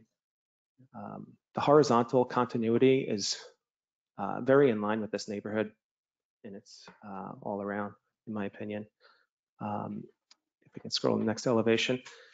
So we have a chimney that comes through the roof line. This would be dressed in an irregular limestone with a limestone capping, which is suitable and customary, I would say, to the West Indies style, being limestone is a more predominant stone available to the West Indies.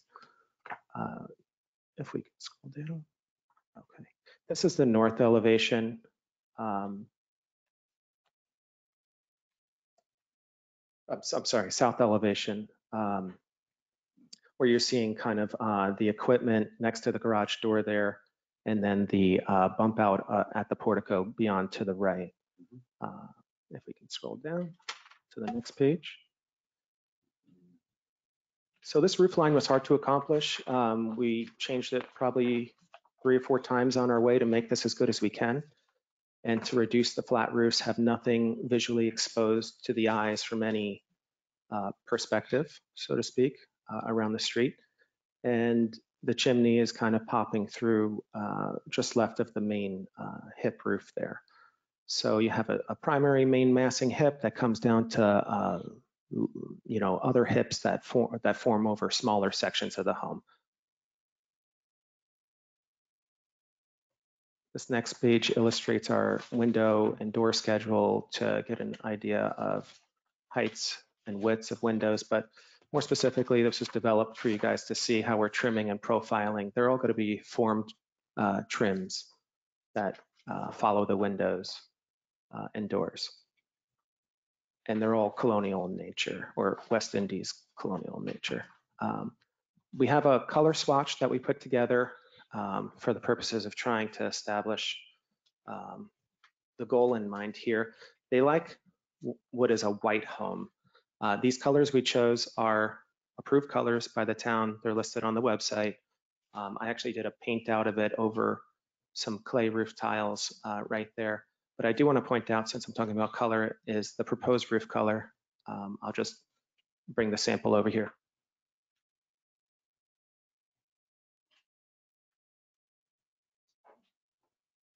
So the color of the roof we're proposing is called ash gray.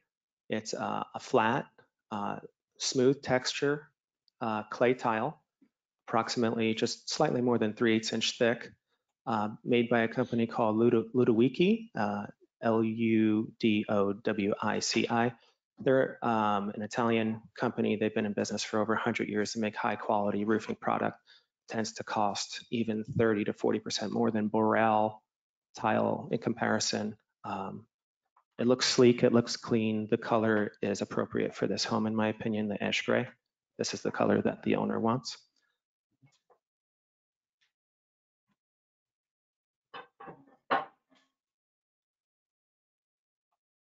The actual true size of the tile is like this when you see the exposed smooth texture portion.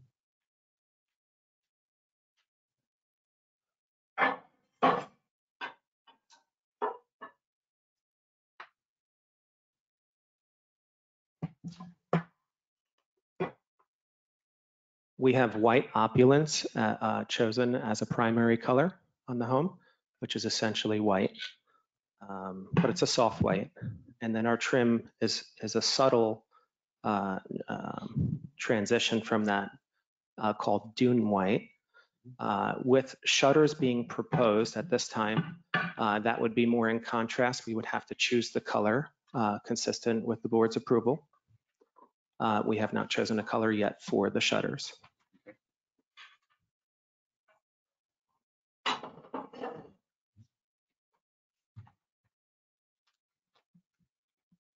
Okay, and then here you're seeing a perspective from the southeast viewing northwest. The next rendering below that is from the northwest viewing southeast from the rear yard, getting a glimpse of the pool and the detailing on the facade and the windows. We can scroll. And personally, I actually agree with you. I'm glad you brought the renderings to my attention. They were the coloration was very skewed originally. And, you know, after looking at drawings, and we do this all in-house, you kind of think everything's right after a while. And these renderings just don't do justice to what you've got there. I understand. Yeah. So then if we can scroll down to the next page, Shannon. This is just another 2 illustrations of perspectives. The top one's from the northeast looking southwest. The bottom one is from the southwest looking northeast. If we keep scrolling. Okay, and then here's the presentation of the front with the shutters. We acknowledge, we agree with putting shutters on all windows of similar nature to what you see here on this presentation. I'll let Cheyenne talk more about the landscape plan and how it's been presented. We consulted with Joe Mignano Design. They're a landscape design and supply company engaged by the owner, and they asked us to review and assist with their work in terms of presenting it. But Cheyenne could talk more about the landscape design as proposed. Thank you. Thank you.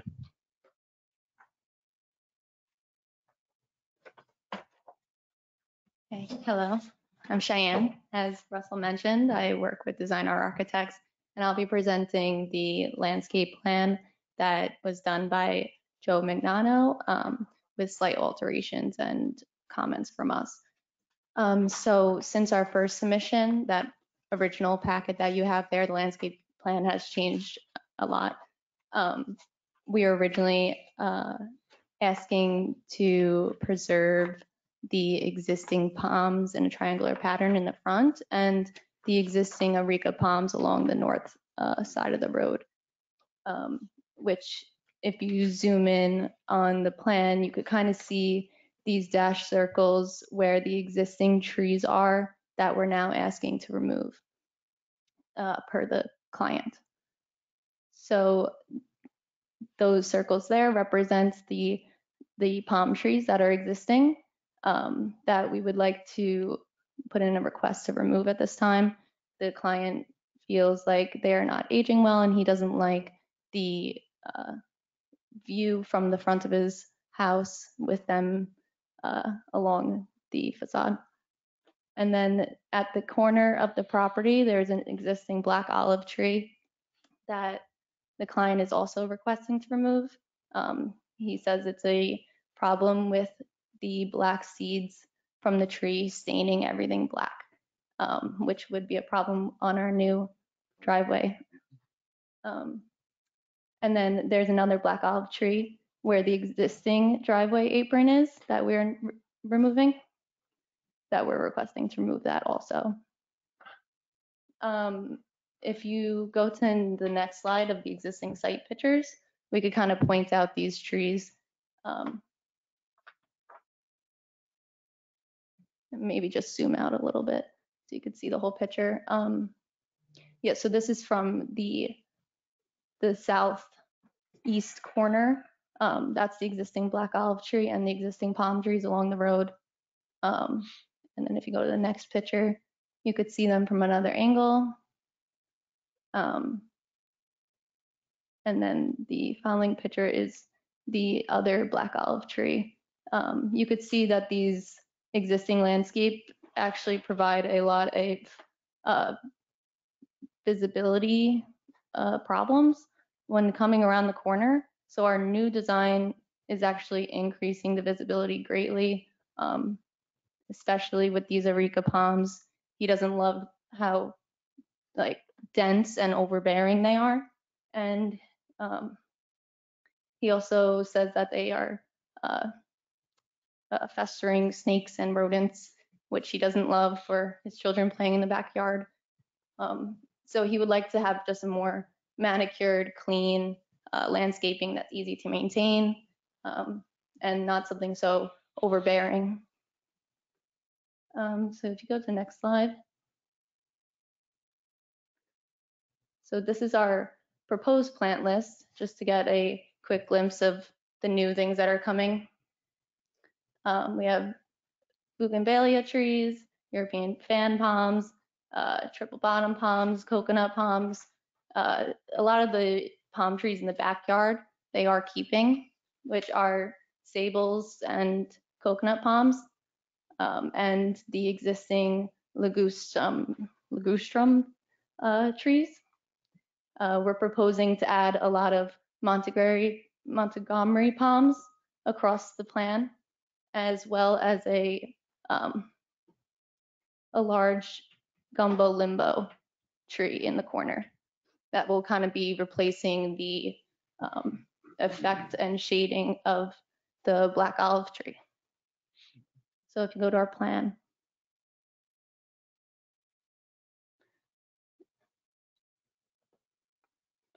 So you could see that our new proposed plan has caluchas following most of the property line, most of that black aluminum fence. On the street adjacent side of the fence, we're going to have 2-foot caluchas that don't block the visibility of the fence, but help buffer it and diffuse the fence. And then within our backyard, we're going to plant caluchas that are taller to help diffuse the fence even more and create more privacy for the backyard. And he is proposing to put Japanese blueberry trees kind of formally placed at equal distances within the caluchas. And you could see that that carries around to the other side of the property and along the facade also. In most places, he's planting the caluchas as well to help soften the building's edge into the landscape. At the rear property, we'll start at the rear. I just want to point out he is keeping the existing palm trees along the 2 corners, the existing coconut palms, and then the existing sable palms and the existing ligustrum trees. And he's adding 3 Montgomery palms, spaced equally and formally placed behind the pool within the caluchas. He's kind of has 2 planting beds that anchor the corners here with a lot of ground covering shrubs to create kind of a lower visibility to the corner. So he has copper leaves called out, which will bring some color to the yard, and some sloppy painter crotons. And 2 ligustrum trees along that rear facade as well to add more shading to the lawn. And then if you go to the front of the house, you could see, so he has on the left side of the plan there, he's keeping the existing ligustrums and planting white flower begonias in the undercarriage and kind of filling in that corner. And then he's planting a Montgomery palm with wart ferns at the base. And then in the front, in between our driveway, like in the median, he's filling the ground cover with Azaic jasmine and planting some low ground cover plants with the sloppy painter croutons surrounded by some beach pebbles, creating like a visual interest, but not an overbearing height that takes away from the main facade. In that corner, you could see where he's placing the gumbo limbo and with the wart ferns at the base. Again, that will bring a lot of shade to the corner and a eye-catching moment without completely overbearing it. And I think it'll be a nice experience if you're going on a walk around the neighborhood to be underneath the canopy of that tree. Can I ask what the height of the gumbo limbo will be going in?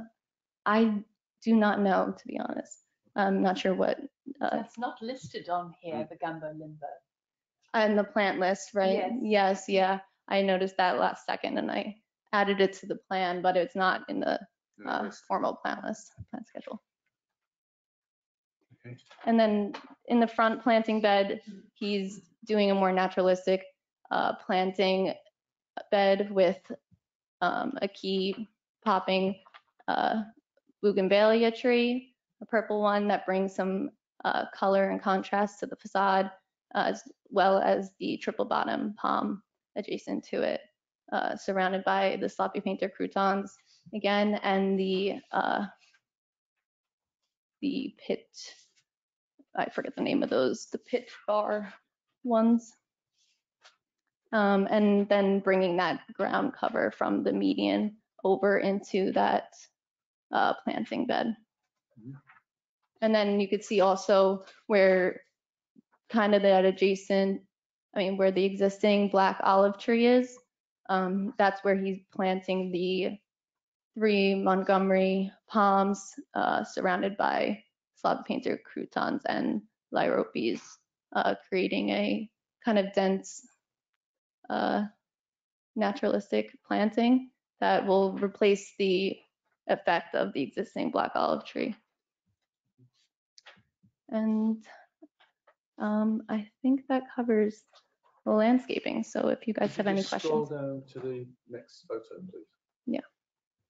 And yeah, there. So I see on the plan that it also says the removal of 2 royal palms, which are shown there. Yeah. Yeah. Okay. Thank you. There's 4 in total, I think. Yeah. Request to remove. Sorry, royal palms. 2. Yeah, there are. Yeah, there's actually 4 along the fronts there, and 2 inset into the property. The plan might be missing those 2 inset ones from the submittal you have, but this updated one, you could see the placement of it's kind of 2 triangles of palms. Okay, thank you. On the plan, next to the drive, there is a translucent dot. Yes. It looks like a tree that's going to be removed. Yes. It's not named. What one is that? Yes, that's the existing black olive tree in the corner. Yes, sorry. Your copy doesn't have it labeled like the updated one here. I see that you have Zoysia called out. What sort of discussion went around that versus a traditional blend of St. Augustine like the rest of the neighborhood has? I only point that out because this will be one of maybe 2. I think I've seen it before. Zoysia grass. Yeah, that is one that we previously called out on other projects that we've done. I think the client requested it as to be more enjoyable for his family. A bit of a challenge for maintenance for some. Yeah. Particularly if the neighbor St. Augustine starts creeping in from the neighboring property. So true. Yeah, that's something to consider. Okay, thank you. Any questions? Well, no, we've got questions, but anything specific to the landscaping? I feel sad that you need to remove 4 royal palms. They do provide some stature. I don't see anything on this landscape plan that's really going to add that kind of stature to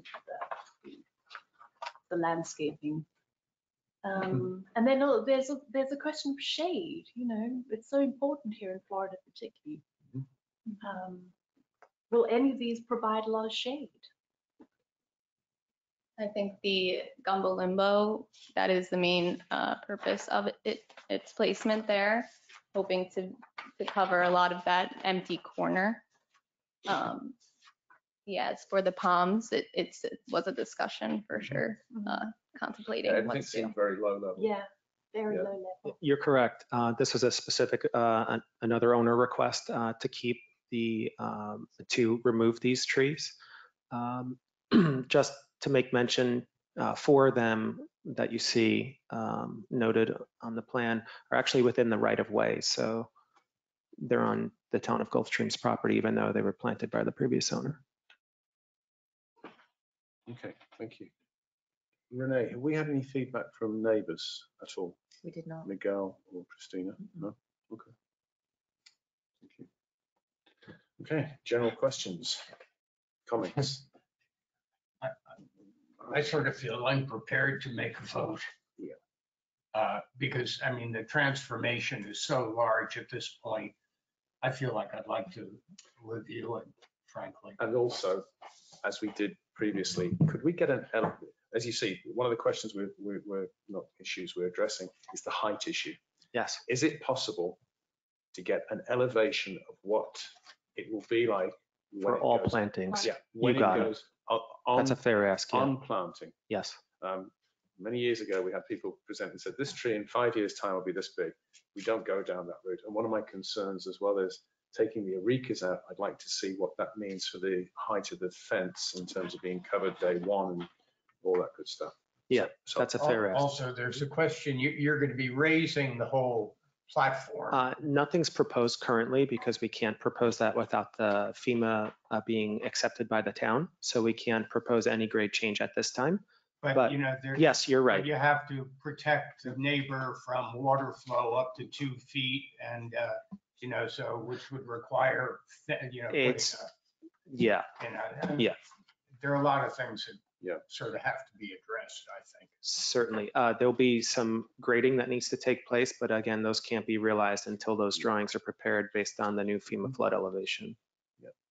Curtis, if you make the motion to Can we make a motion then to table this to further input from you and yeah, sure. If I could just ask, if you don't mind, was there any architectural comments that I may be able to address in our office? Specifically, I understand there's landscape concerns in terms of height. Mine would be that confirmation, and I know you said that the owner will go with shutters. Yes. It would just make so much more sense to see it on a To full see it on rendition, all elevations, especially if we're yes. coming back. And then a color rendition as well. And then a color rendition with them included. Yeah. Okay. So Curtis, Very if you want to very well. refer to this to the next meeting.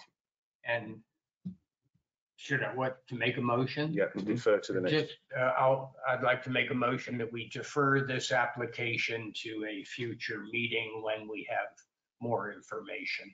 Very well. And that would be, yeah, April 27th. Okay, Yeah. great. Great. Thank you so much for your time today. Please. Mrs. Jones? Yes. Mr. Roach? Yes. Mr. Canfield? Yes. Chairman Murphy? Yes. Thank you for the Thank you all presentation. for your time today. Thank you. Okay.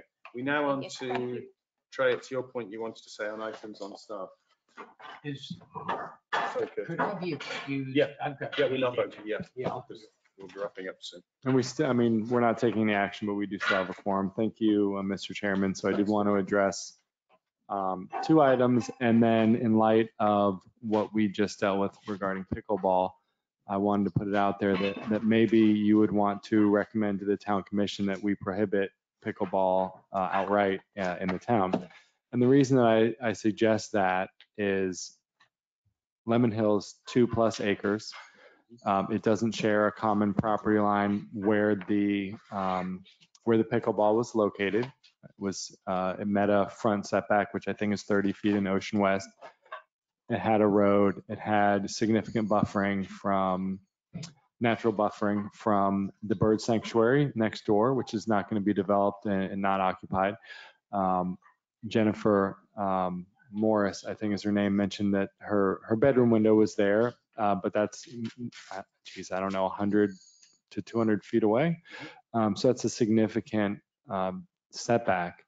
I can think of maybe 2 properties that could foreseeably get by with a similar application. That would be, geez, it's our 2 significant properties just south of the golf course. I think Mr.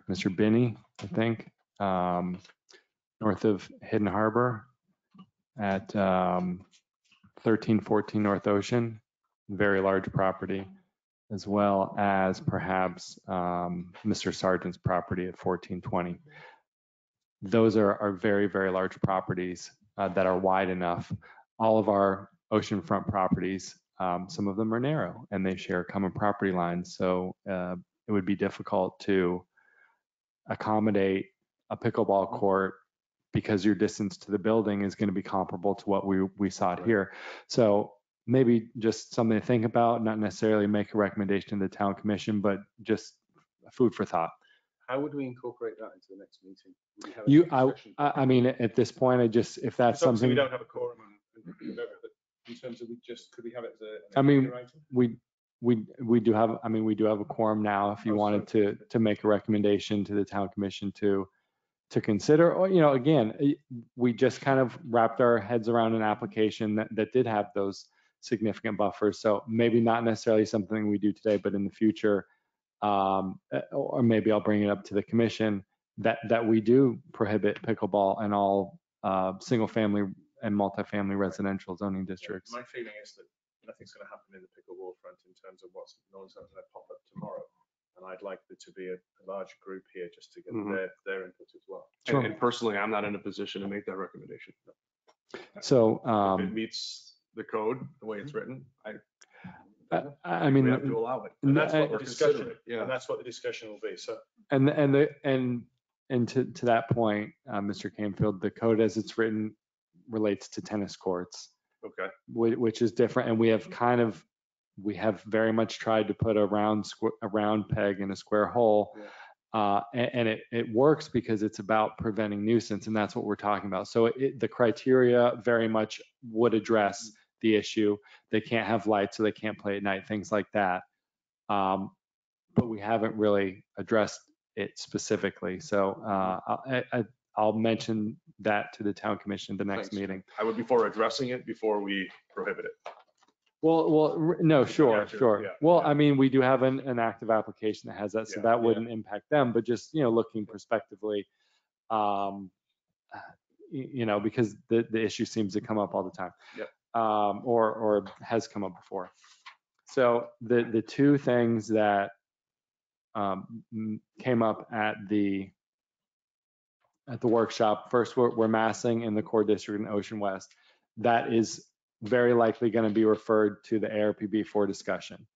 I didn't know if you wanted to try to set a meeting before our next meeting, or, I mean, there's only 3 of us now, but we could try to set a meeting during, you know, upon the call of the chairman at a certain week, or we could do it during a regular meeting. I just don't know how much time that would take, or if we wanted to dedicate a specific meeting for it.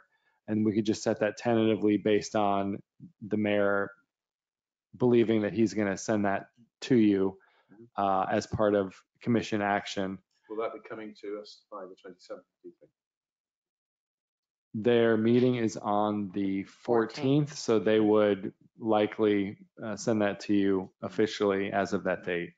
He wanted to do it earlier, but I said, listen, let's you know, because there's a potential wide-ranging impact. If there's a recommendation, I want to make sure it's on a sound footing. My feeling there is, again, we need as many people there as possible. Sure. So we're all on the same page. And obviously, time's precious for everybody. Would an 8:30 meeting one morning? I mean, you know, that we are, you know, town hall's open at 8 o'clock, so staff is all here. Me too. So we could do an 8:30 meeting. Yeah. Just so we can give it the time that it deserves. And we would do a specific meeting at some time after the 14th. Yes. Okay. And that'll just be based on everyone's calendar. The other thing that I wanted to address, and that may be part of that meeting as well, is what we require the applicant to submit. So currently we have a checklist that Renee works with, and you're reviewing it. We saw today, we had an extremely comprehensive list from 1200 North Ocean, and not list, but drawings. I mean, extremely comprehensive. Again, a little bit apples to oranges, 1,300 square foot house, 4,000 square foot house, 2.5 acres versus, you know, 1/3 of an acre or whatever it is. But you got a very good idea of what you were looking at, what you were approving with 1,200, whereas we didn't really have a lot to go on with 2520 Avenue au Soleil. I mean, you know, and some of that is, you know, even the updated landscape plan. I mean, that was a significant change, but we didn't have trees proposed for removal, tree disposition list, which is extremely critical to me. I mean, I don't know if the 2 of you gentlemen are familiar driving by those areca palms. I mean, that's like 40 feet tall, and we're talking about ripping that out and putting in a 5-foot tall collusia hedge. I mean, that is a significant difference. So I think that was absolutely justified, but that's the kind of thing that should we require that? I think we should, I think in the light of our experience where we've said to Mark, come back with an elevation that's realistic. Yes. The same thing. I agree. Let's review that. Especially given the resources that are available Yeah. to do this kind of stuff. I mean, everybody has access to it now. It's not a specialty thing anymore, so. Well, Greg likes to joke that, and when he was the town manager in Manalapan, they had 3D like actual physical models built of the proposed house. I mean, and they were like tens of thousands of dollars to do. And that's what, and they take them through the door in pieces and put them together as part of the meeting. I don't want it to be that cumbersome, and they've obviously done away with it. But again, to Mr. Canfield's point, the resources are there for you to be able to provide a lot of detail, different elevations, landscape planning, elevation, so the mayor wants to make sure that staff has enough to make a recommendation, that ARPB has enough to review all of the criteria and say, yep, there it is, it's met, it's sufficient. And one of our roles is to expedite the application. In terms of, you forgot this, we can't approve it. Let's make, the time is money. And also the owner wants to move forward or not, on our recommendation as quickly as possible. So if we can give that checklist, then we've got all the information we need to make an informed decision. Okay. So what we'll do is, I'll work with Renee. I imagine they're going to refer that to the ARPB as well. We'll work with Renee on what we currently require, and then also what may be our wish list of everything, the heaven and earth.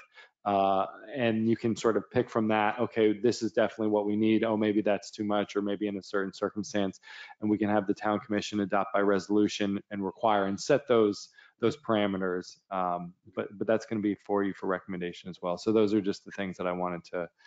Thank you, Trey. Talk at Mark, you. You are the public. The next item is any public comment.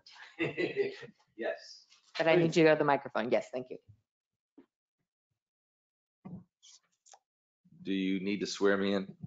No, it's just public comment. All right, good.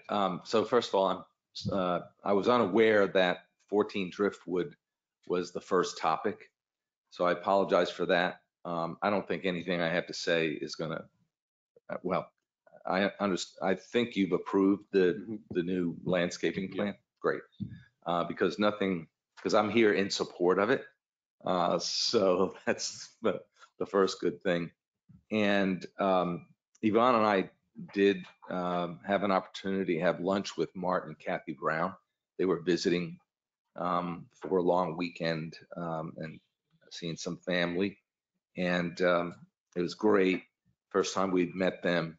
And it was clear that their intent around the banyan tree was, in our opinion, pure, but, sadly not possible to save. And as I mentioned a minute ago, we're fully in support of the landscaping plan that was resubmitted. We've also received wall sections of the retaining wall. And I don't think there's anything that the commission needs to take under on this particular situation, but we have some work to do with them, because on their side of the wall, as a reminder, on their side, they'll have a 2-foot stub of a wall sticking up above the grade. All right. On our side, it's 6 feet. So we kind of have a prison wall on our side. Okay. And on the street side, it's the same, except they've proposed plantings and so forth. Prior to the project, we had probably 10-foot tall or more ficus down the entire side of the property. Some of the ficus were on their land. We had them remove all of it because it needed to be to do the work. But we are going to have to now do something pretty extensive, much more extensive than we expected on our side. So it's just a few thoughts for the commission, because I think some of that came up in the discussion this morning, sort of before, after, and also consideration of the experience before and after for sure. So I also recognize that this kind of fill and sort of retaining wall situation is probably unique right now, but is probably going to become more common as time goes on.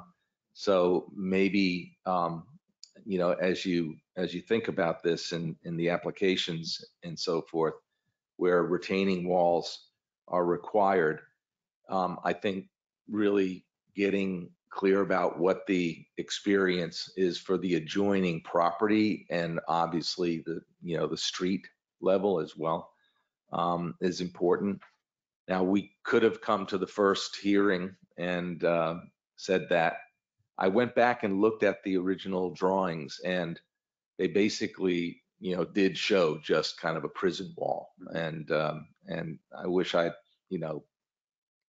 come to the first hearing and said something, but we're now talking with the architect and, kind of the builder to see if they can put a small detail on it, because otherwise we'll end up having to put ficus back on our side, and you got it's sort of like dueling landscape situation. So we'll coordinate with them. We have no problem with that, but maybe in the future you might want to look at that. And then I also noticed in the rendering that the new submittal had the wall with some sort of texturing on it, but that is not actually a true rendering of what it will look like from the street, which I think they sold themselves short a little bit, by not including what the plantings would look like and the palms and so forth and so on. So again, we have no problem. We have no problem with it. And then I do think a section of a wall, especially if it's going to be exposed, because it is an architectural element, even though it's a retaining wall that has a function that's sort of non-architectural itself. So those were just the few ideas, I thought I'd share with you. Thanks, Mark. And we'll continue to work with the Browns and. No, that's important to work together. Yeah, exactly. Absolutely. Exactly. Thanks, All right. Thank you. You filled the public comment. All right. I don't think we've had that before. No. No, it's Mark. It's fantastic. We've never had that. If there's any other business, I'm going to adjourn this meeting. All right, if there isn't. No more business. Good. Thanks, everybody. Thank you. Okay. Thank you. Run.